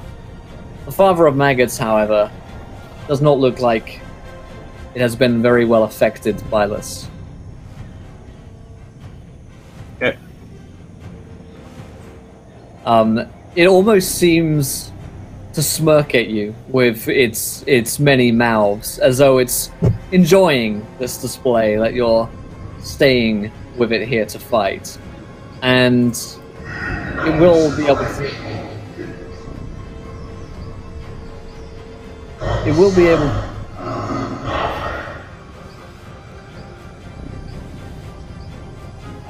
At this point, I would like everybody to roll me a con save. Nat 20. Nat 20, that's... Yeah, I'm on Yep. that 20 as well, because I have 3. They're just not on the screen. Damn, I rolled an 81. That means I only succeed. Only. Only succeed. Keep pushing the dice gods, Pruitt. That's a... Hey, man. poke. I signed off on Koskov's fate a long time ago. As the foul odors of this creature are kind of like let out, you feel like seeping gaslight into the room out of the many orifices from the father maggots, and it is almost all you can do to fight this which has filled this whole chamber. De Mendoza and Larkin's bodies have been destroyed by the force of the explosion. However, you'll watch as the father of maggots essentially draws them into its body, sucking the fat and the blood and the flesh from them, and reforming it into its body. Lucian Laurent.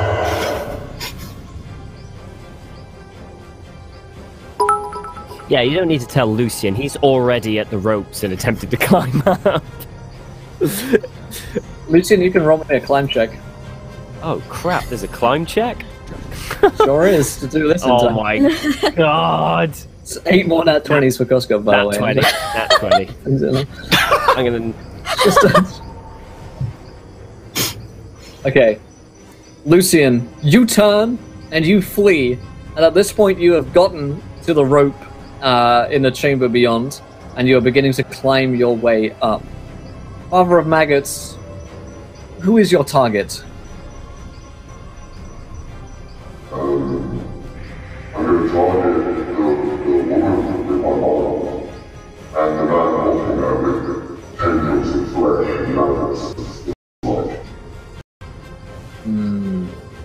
Yes. Yes, indeed. As the father of maggots chooses his target, that is... Just gonna make a roll. I will make an attack roll here for the father of maggots. So... It seems like... Koskov, is that correct? The one who has sort of drawn your ire with the grenade? Did I hear that correctly?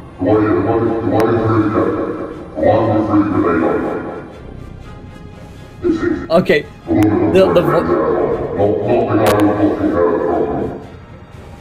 The voice mod, while awesome, has made it more difficult for me to understand your...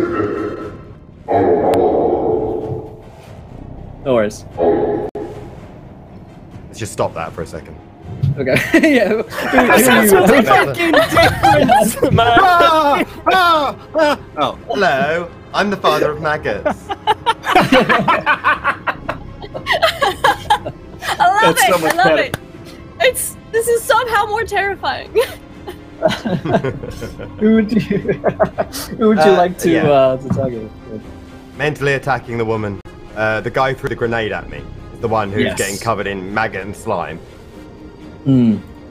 Good, yes. Okay, so... Oh, quick query, by the way. Does this, yes, just go. a quick query. Does this turn it back? Yep, that turns it back on. Fantastic. I'll turn it off again. Okay. You have a nat 20, which I guess we should use here on Koskov from the two, just by his steam train of 20s in from the chat. Koskov, a pustule of exploding maggot flesh erupts from one of the orifices of the Father of Maggots. Is there any way to dodge that? Normally, yes. But this is the Father of Maggots we're talking about here. And the Father of Maggots has a 100% chance of hitting anything. I'd let you spend a nat 20 to reduce some of the damage down from what it would be. Yeah? Yeah, can we do that? Yeah, we can do that. So it's not as though you've got things to spare here. So, the Father of Maggots. Adam, do you want to roll the 2d10 here, or do you want me to? Okay. 13 points of damage reduced there to Koskov as this just ball of maggot flesh slaps you right, dead center essentially, and it is corrosive. It is incredibly painful to be on part of your body as you're out here. What would you like to do in retaliation to this?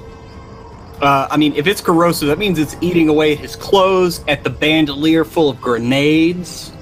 Right. So, as a parting gift, he's going to take the remainder of the grenades and just pull the pins and throw it back in the room as he's kind of like tearing out of these clothes and running towards the door, running towards the rope. He's gonna keep his pants on though, but and I'm not gonna strip down for the people out there though. We won't go that method.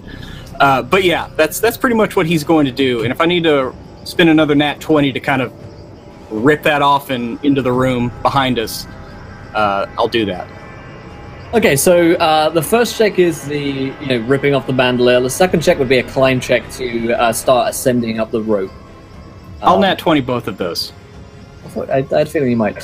So you rip off the bandolier, you lob it towards flesh mounds, the Father of Maggots, and turn to run.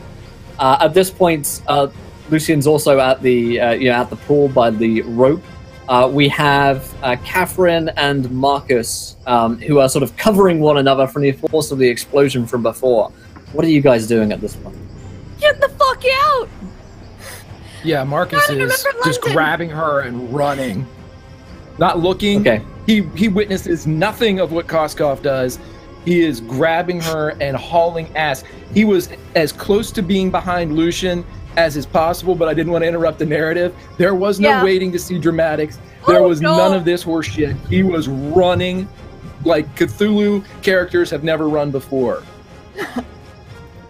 Okay, I thought Shannon was bad. This is more like London.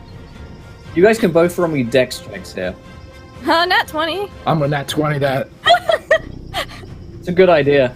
The Father of Maggots, is sort of lashing out with the tendrils of flesh which it has at its command.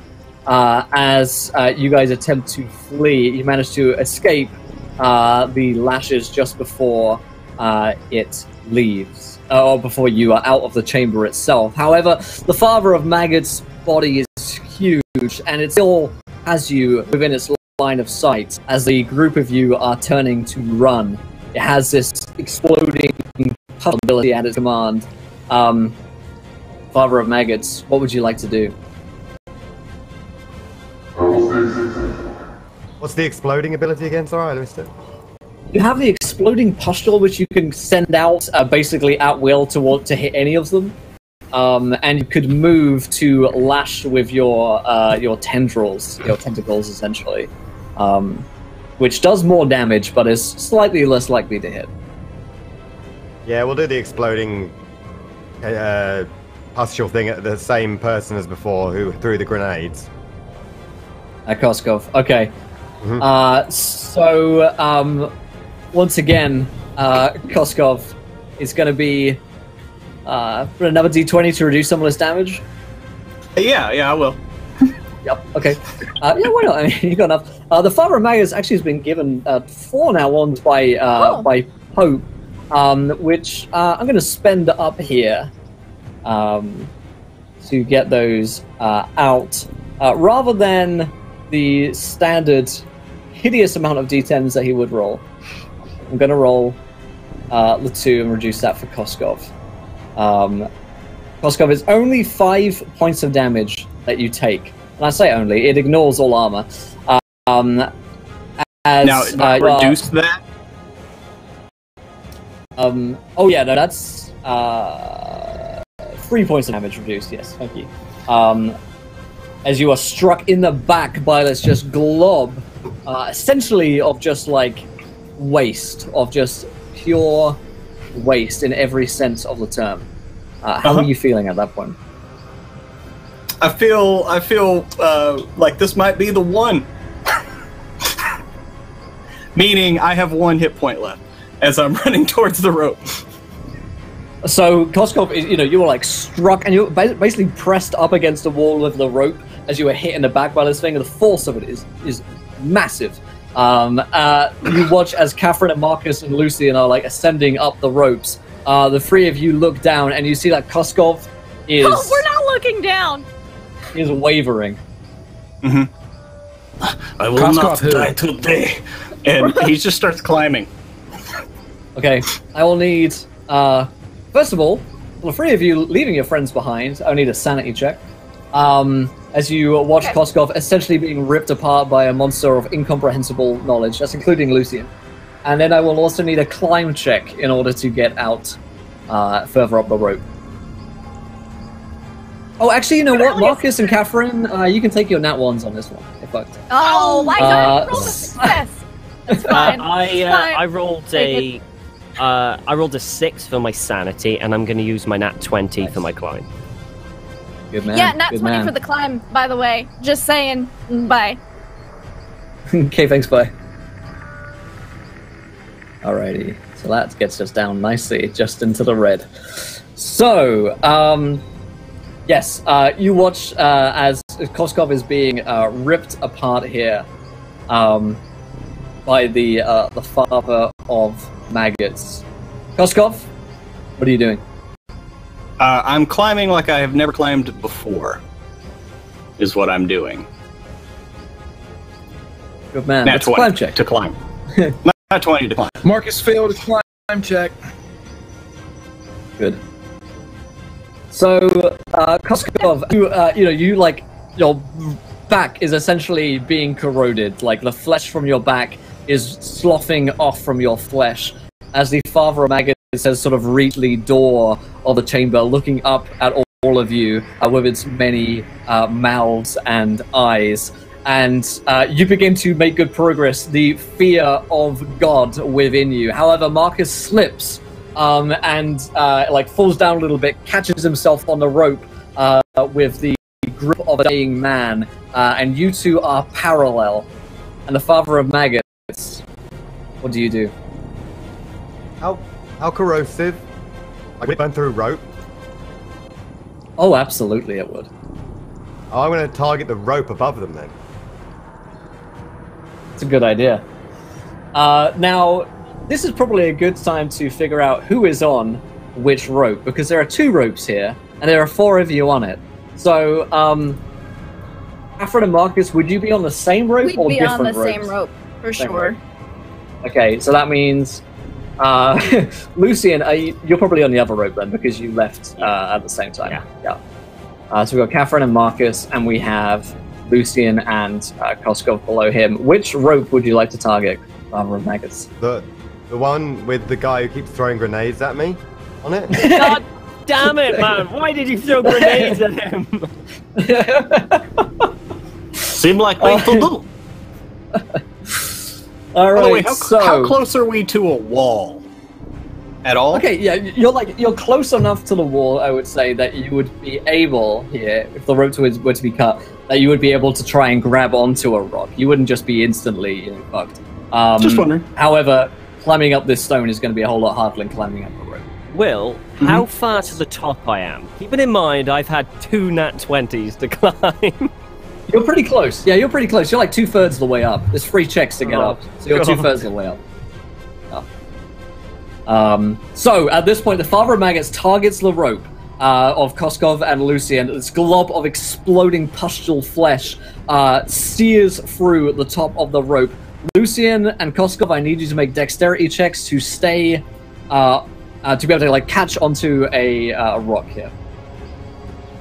I'm gonna use nat 20. It's a good plan. I rolled a 36, which is a hard success. Okay, so the rope is just disintegrated and flops away, and you guys sense that feeling of suddenly no tension on the rope, that oh shit moment where you realize that there's nothing stopping you from falling back down, 60 feet to darkness and to the Father of Maggots. However, both of you just in time managed to grab onto a ledge, part of the stone which has formed this pyramid here, and Koskov and Lucian, you are like hanging onto this as though you're like bare rock climbing at the moment. Catherine and Marcus, I would like you to roll me one more climb check, and if you succeed, you'll be away and to freedom. Right? It's great face. Lindsay, you're muted. How many points of luck do I have to spend? I am spending 26 points of luck to get the fuck out of here. Oh, yes. 88. Did I have so any good. advantages? I don't think so. Let me just look through my book here real quick. Just to make sure! Yeah, no, fuck this thing. I'm gonna be spending that, how much luck? Have it, I'm at 30. 50 Made me so points of happy, luck? Adam. This is amazing. Give me 50 points of luck right there? I ain't falling back down! Fucking incredible. Catherine and Marcus reduce their campaign resources gigantically in an effort to escape the Father of Maggots. Just when it looks like Marcus and Catherine are about to fall back down, lose their grip, and in sheer fear and panic, the kind of blind panic that you get when your life is in danger, but more than that is at stake, the life of the one that you love is in danger. The two of them catch one another's eyes for a second, and as they see one another, the panic is reduced just a moment, and it is enough for them to pull themselves out of there, the fate of the gods on their side, as they remember what it is that they are fighting for and what it is that they are living for, and the two of them pull themselves to the top of the pyramid and out of the chasm. However, Koskov and Lucian, you get a chance to act before the Father of Maggots does. Climb!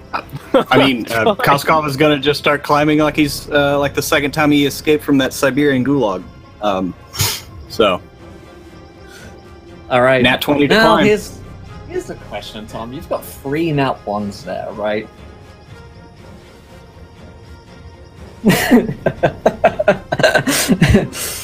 So, I'm watching you, Will. I would not be doing my job.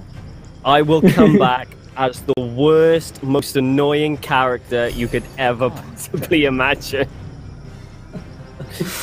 Oh, okay. Man, thank you, Charlie, for 3 nat 20s. Is that for Lindy? Okay, let me know in the chat. So, go ahead, Koskov. Oh no! I thought that was for the doctor.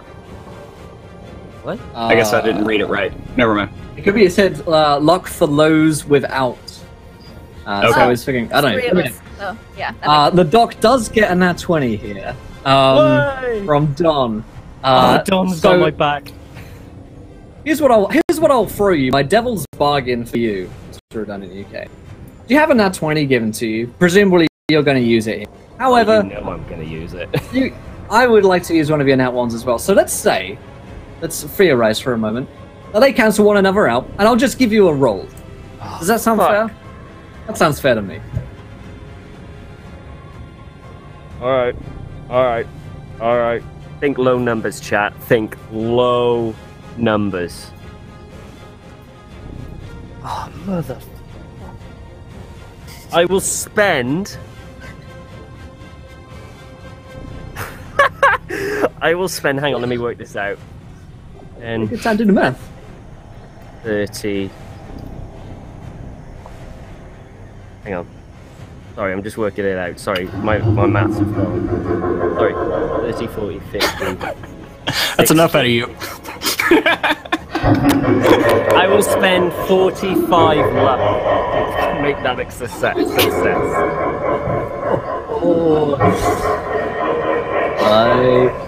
Oh my god, I've got 10 We don't luck want left. to die in the prequel adventure, Will! We want to die in the Nyarlathotep. I told Adam to kill you. I said, hold nothing back and kill them all. So that's exactly what he's doing, and I love him for it. As you spend this, again, the luck which Lucian had him, which has gone through the war, that innate knowledge of just survival. When it comes down to a basic human survival, that fight or flight, and it is absolutely flight right now for Lucian, as he spends all of that luck and manages to get up to the top with Catherine and Marcus, but not before he hears a mocking chorus of cackles from the father of Maggots.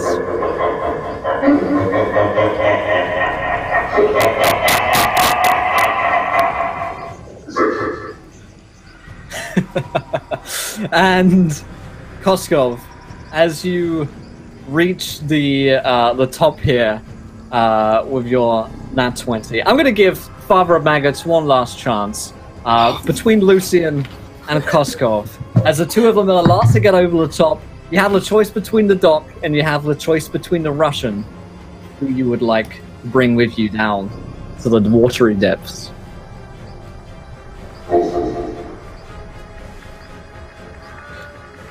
Of course. So, as the Father of Maggots shoots one more putrid blob of flesh towards Koskov. What tricks you got left up your sleeve, Koskov?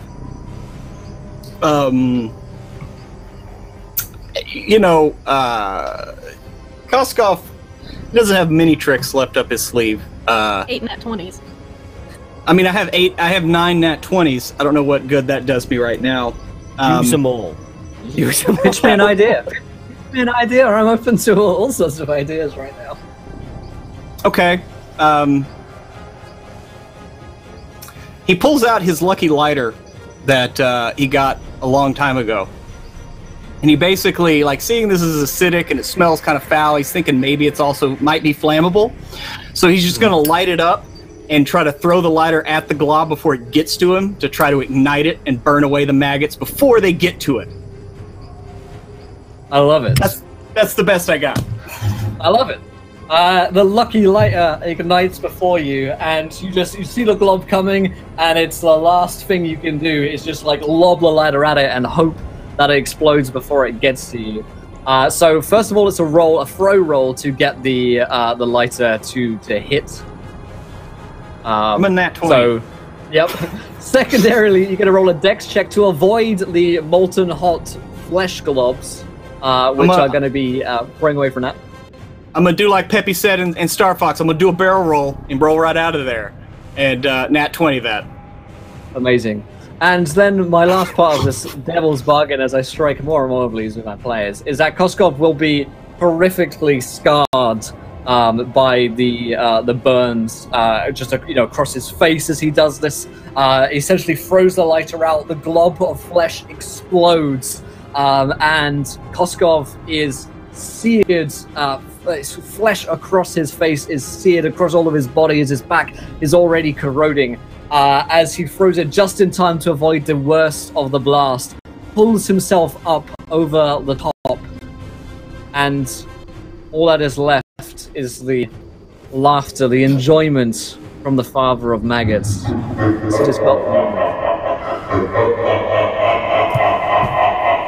Marcus and Catherine are probably already at the car. Actually, Lucian's probably waited for Koshkov. I mean, he's in a lot of pain, he's badly injured, and Lucian's instinct is to immediately help the injured, so he's probably waiting to help Koshkov back to the truck. Okay. Very good. With a, I guess a horrified realization as Koshkov comes out, you see him just covered in what looks to be tiny maggots, burns all across his face and body. He looks almost, he looks close to death and or worse. You've never seen someone's face so horribly disfigured before, probably since the war. He looks like he may have just been essentially hit by like a shrapnel, a bomb. He is like coming apart. You can roll me a first aid if you would like him to survive. It'd be quite nice to make sure he survives. I have a regular success with 33. Ooh, I will not die today. Alrighty. Sorry, did you use a nat 20 on that, Tom, or is that just No, I rolled a 33. Yeah. Okay, good man. So, Koshkov, quickly the doc just spends 10 seconds or so to just like wrap you up in bandages, like hit you with the morphine, just like straight into the jugular to like get that shit hidden pretty fast. And Marcus and Catherine, Tennessee Gray, are already firing up the truck. Grenade before we fire up the truck. I remember. Let me see grenade. Let me see. It's like a hand check to remove yeah, the we're gonna grenade. nat 20 that, because I'm not getting fucking blown up by a grenade right this second. No, Lucian is I have insisting poison sleight of hand, but I'm not go lie down in the back of the truck so I can tend to him, like actually tend to him properly. Instead of I don't have enough luck to risk going that sleight of hand. Yeah, let me. And I'll use a nat 20 to get the grenade, and like he tosses it back up to the pyramid, down, trying to get it down in the hole, just as a last. All right, that's the done. Yeah. And then he kind of half consciously stumbles to the back of the truck, just like falls in. Yeah, I'm gonna get my bike. My bike is over. Passing out. Yeah, Marcus will look at Catherine. Fuck his bike. Let's go. Drive. Follow or something. It's done that. Let's go. All right, so Tennessee drives. He's good at that. Yeah, that's fair. Tennessee's in the driving seat. That's what he would do. That's what he would do. Koshkov like jumps into the back. Lucian not far after him. The rest of you in the front of the truck as you pull this thing away from. My guns out. Ready. Mm-hmm. Oh yeah. Away from the pyramid, in which the father of maggots existed. One last poof of smoke goes out from Koshkov's final grenade from the top, but you can swear that in all of your minds you still hear that same echo of laughter from the father of maggots. He has not been defeated.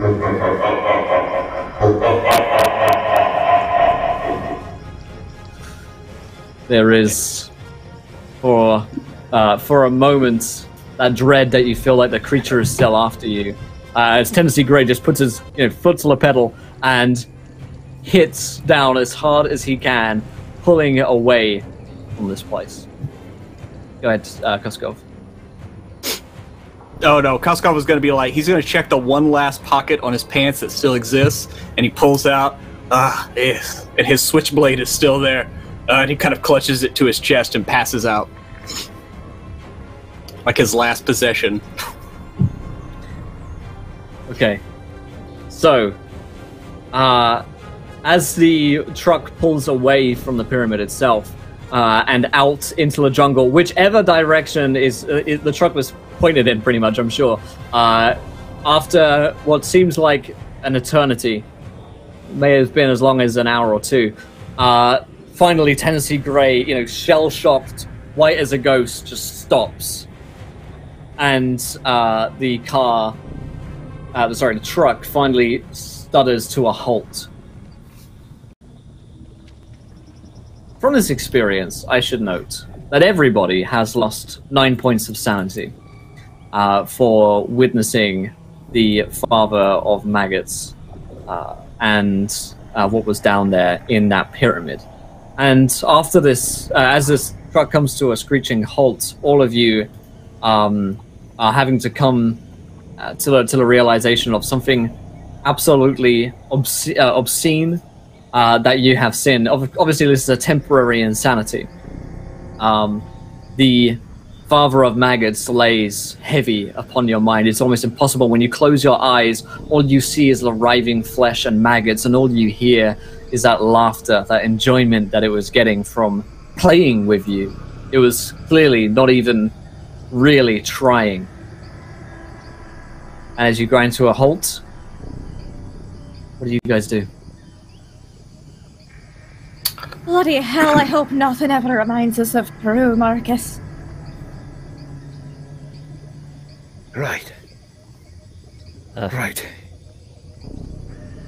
After a few moments of getting over the shock, Lucian basically's training kicks in, and he's going to start working on Koskov, basically like cutting off all the pieces of cloth that are now fused together with his skin. He's got to have to cut away. It's going to be a long and, if he was awake, incredibly painful process where he's just going to kind of work and treat all the burn wounds, get all the maggots off.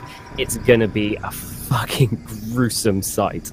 But that's all that Lucian's going to do now.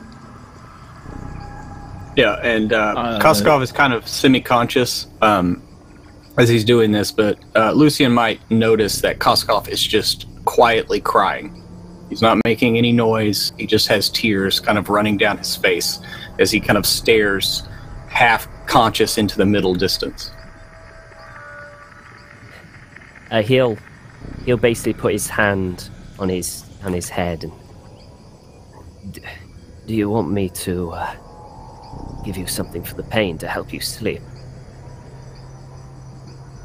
I'm not sure I'll sleep again. They took her. They took her from me. She was part of that thing.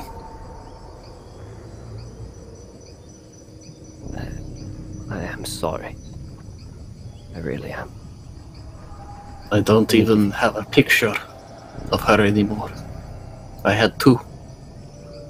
And even that is gone. Would there be anything to drink in this truck, Will?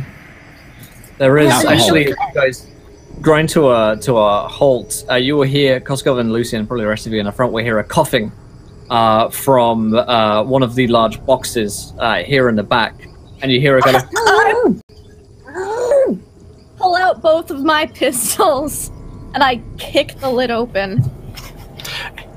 And as Lucian's over Inside. there working on Koskov, he noticed his knife is out, and he's just got a half one-lidded eye open, like holding his knife, looking at it.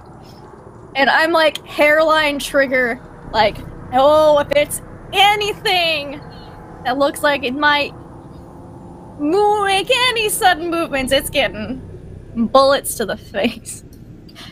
Yeah, It is Marcus would have Jesse both his out, too. inside, aka Jackson Elias, who has been tied up in here, clearly beaten close to death. Bruised eye, black eye, broken ribs, that kind of thing, and he's been totally tied up and gagged in here. And he kind of looks at you in astonishment with a... Just walk away. Lucian hasn't got time. Would Marcus will pull down the gag. Yeah, Hey, he what's going on, man? spits it out. Hey. Oh. What the fuck happened? Well, it's a question of the day, isn't it? And he just walks off and leaves him tied up. Hey, you gotta let me out of here. Would someone mind help assisting me with this? I have a little flask in my purse too. Well, if Marcus can find vodka, he would go over and slide down beside Koskov and find like a half cup or a thermos lid or even just something to capture the vodka. Symbol. He'd pour a little bit for himself and he'd hand the bottle to Koskov as he looks at it, raises it, and says, "You might not have a picture anymore, but you still have a to your sister." Спасибо, my friend. Спасибо.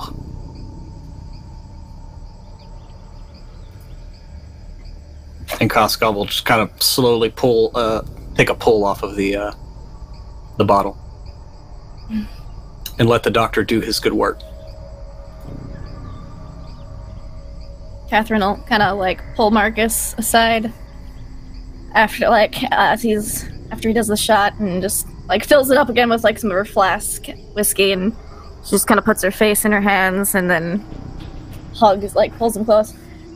I was so scared I was going to lose you back there. I was scared I was going to lose me too. And you. I've never seen anything like that in my life. What the hell was that? It was not of this earth. We're never coming back to Peru. Ever. Never. Fuck Peru. Yeah. Fuck Peru.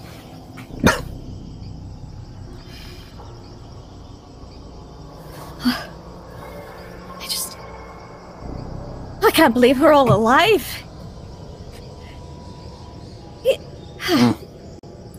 Speak to me again in morning. I think you're in good hands with the doctor here. He seems to know his trade. Know it well. Lucian's he's basically got a knife and he's starting to cut away. It's, he's doing some gross fucking things. Yeah, Marcus will walk away at that point. Yeah. Das Vidania. As he... Yeah, this is going to take hours, absolutely hours, to get all this sorted. Absolutely.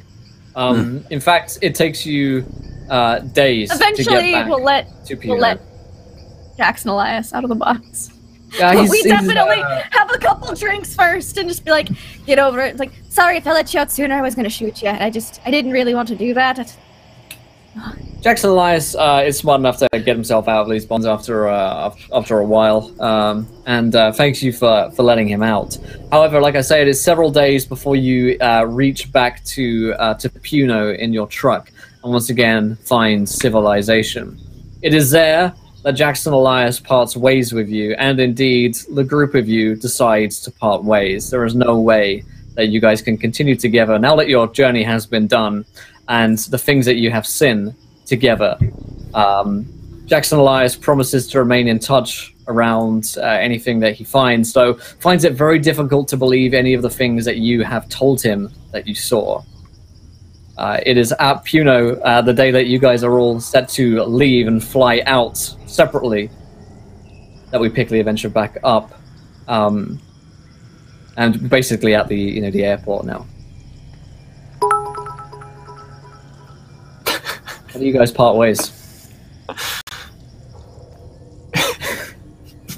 Pope, of course. It wouldn't be Call of Cthulhu if Koskov didn't have his motorcycle at the airport being loaded onto the private jet. Yeah. Yes. With a random bottle of booze in the sidecar is my favorite touch to that. Yeah. I think I will name Motorcycle Penny. Seems to always turn up. It's quite a Lucky you got that motorcycle you got there. Nah. It will always stick with me at the piers. Doctor, thank you for saving my life. Just doing my job. Thank you, Doctor. You patched me up as well.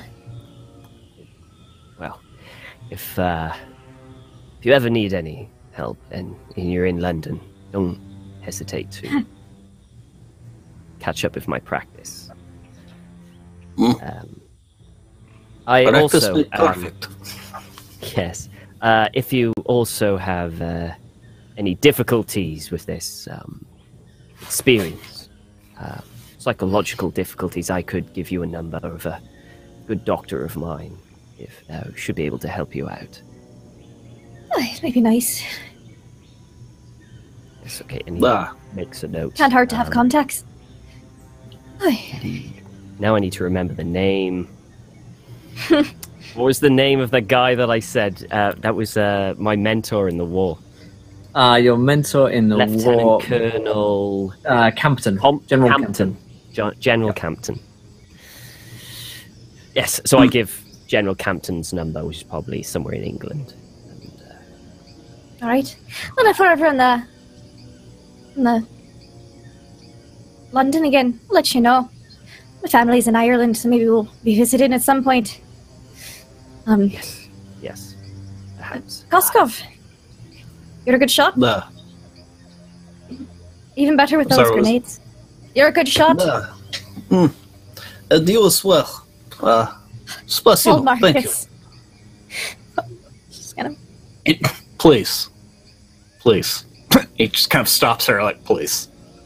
I know what when someone knows how to handle weapon. You taught him.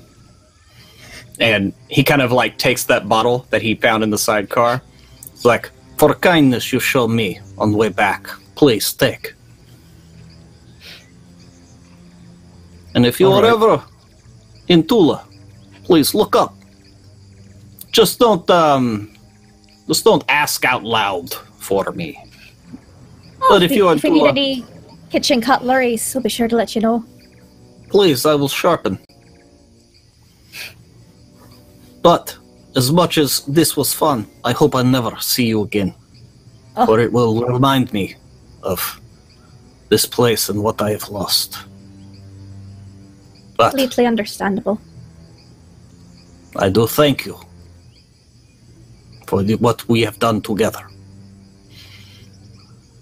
And as we say in my country, Das Vidania. That's And- Vidania.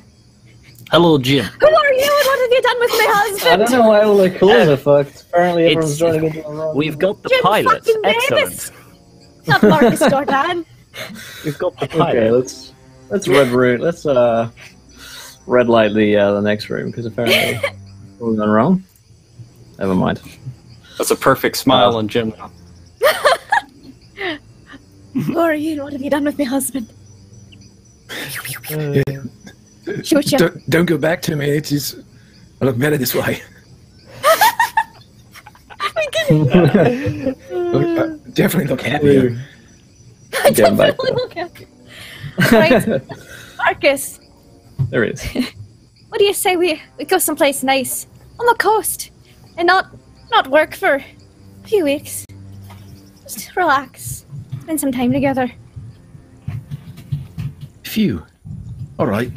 He'd turn and kind of just no pleasantries exchanged at all with the doctor, with Tennessee, or with Koskov. He would just nod and, well, all right then. And he just turns and leaves. Okay. As you guys leave Peru, one of the last things that you would notice is that on Catherine and Marcus's plane, as you're getting out of the airport, in black paint, seemingly having been drawn there as like the logo of the, the design of the air flight, when they get on the airliner, are the words 9-10, begin again. Sure, it's not 9-10. one- That's the end. One chapter ends in Peru, the party members will never be the same again. Everyone has witnessed something which can never be witnessed and should never be witnessed or let alone understood. However, it will be 6 years, perhaps, until the party will ever see one another again, when on January 15th, 1925, Jackson Elias will reach out to them once more for a fateful visit in room 410 of the Chelsea Hotel in New York. But that is where we end our Peru chapter of Masks of Nyarlathotep, and I hope that you guys enjoyed it, because, oh boy, was that a lot of fun. And that's where we're going to end our show for tonight as we get ready for our Warhammer game starting in just a few minutes' time here. But thank you guys for watching. Holy moly, this was a lot of fun. A rip-roaring, very pulpy Peru chapter. If you haven't checked out the Masks of Nyarlathotep, definitely go ahead and do so over on chaosium.com. Thank you, Len, for sponsoring today's show. And a big thank you goes to our guest, Adam Call of Cthulhu, for joining us. A round of applause for that inspired performance, my friends, please. That was awesome fun, and thanks so much for joining us.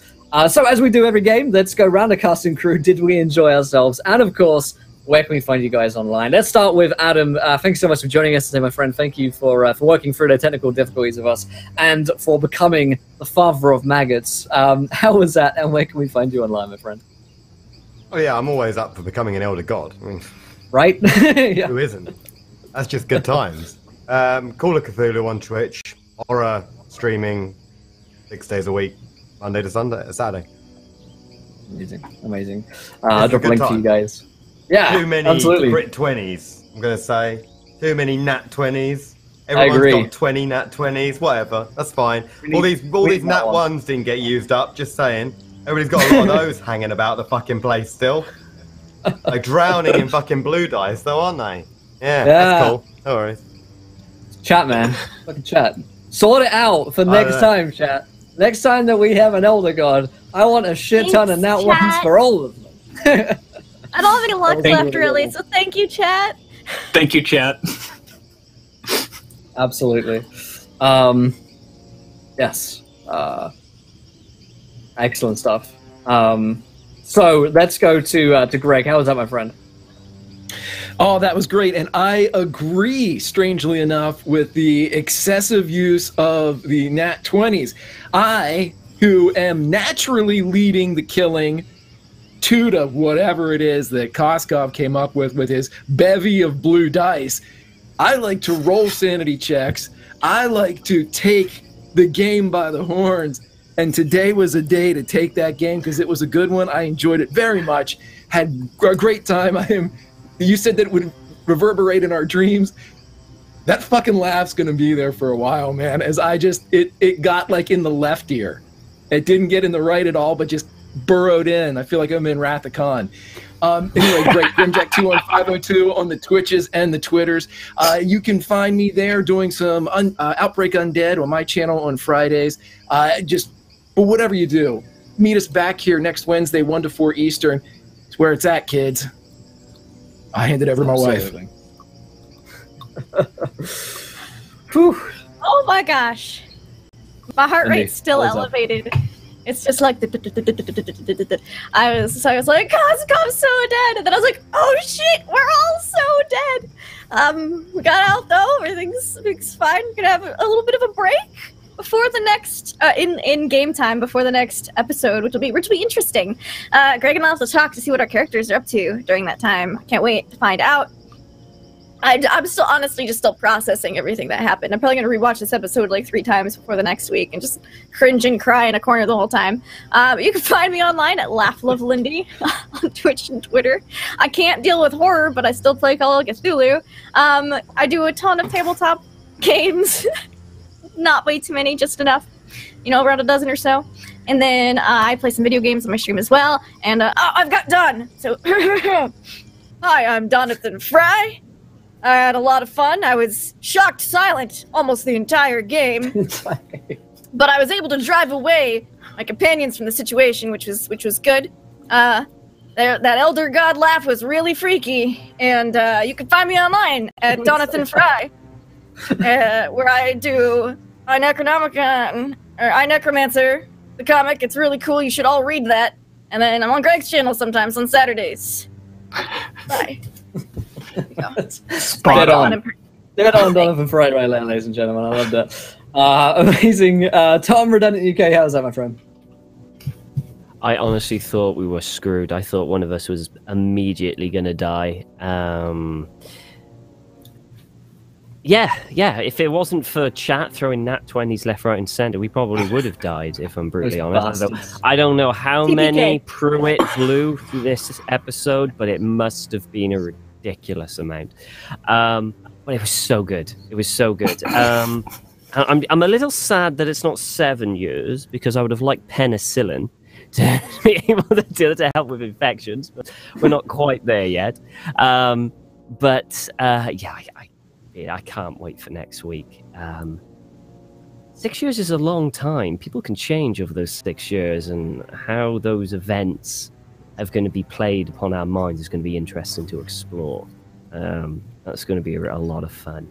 But yes, you can catch me. I'm on Twitch, Redundant UK, and on Twitter, Redundant UK. You can catch me on Twitter and Twitch, Discord, Encounter Roleplay. Just say hi. I'll see you next week. Great stuff. And then, last but not least, Jonathan Pruitt. Well, let me tell you something. First and foremost, I would like to give my wholehearted thanks to chat. I would not be here still playing Koskov if it wasn't for you.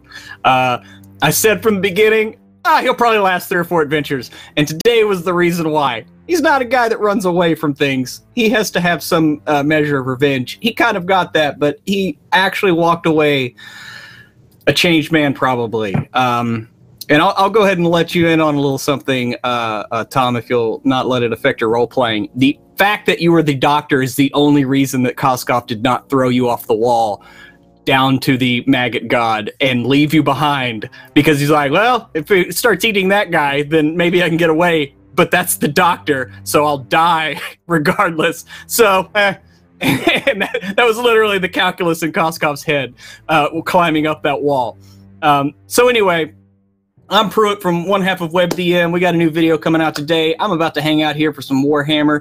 We're going to have Invisible Sun later on over on our channel tonight at 7 p.m. Central. Also, not this weekend, but next weekend, I want to go ahead and start hyping this. RPGN is back, so if you got those funny, great clips, be sure to send them in, and you can possibly get on the show where me and the very lovely Laugh Love Lindy will make stupid jokes and show that off to the world.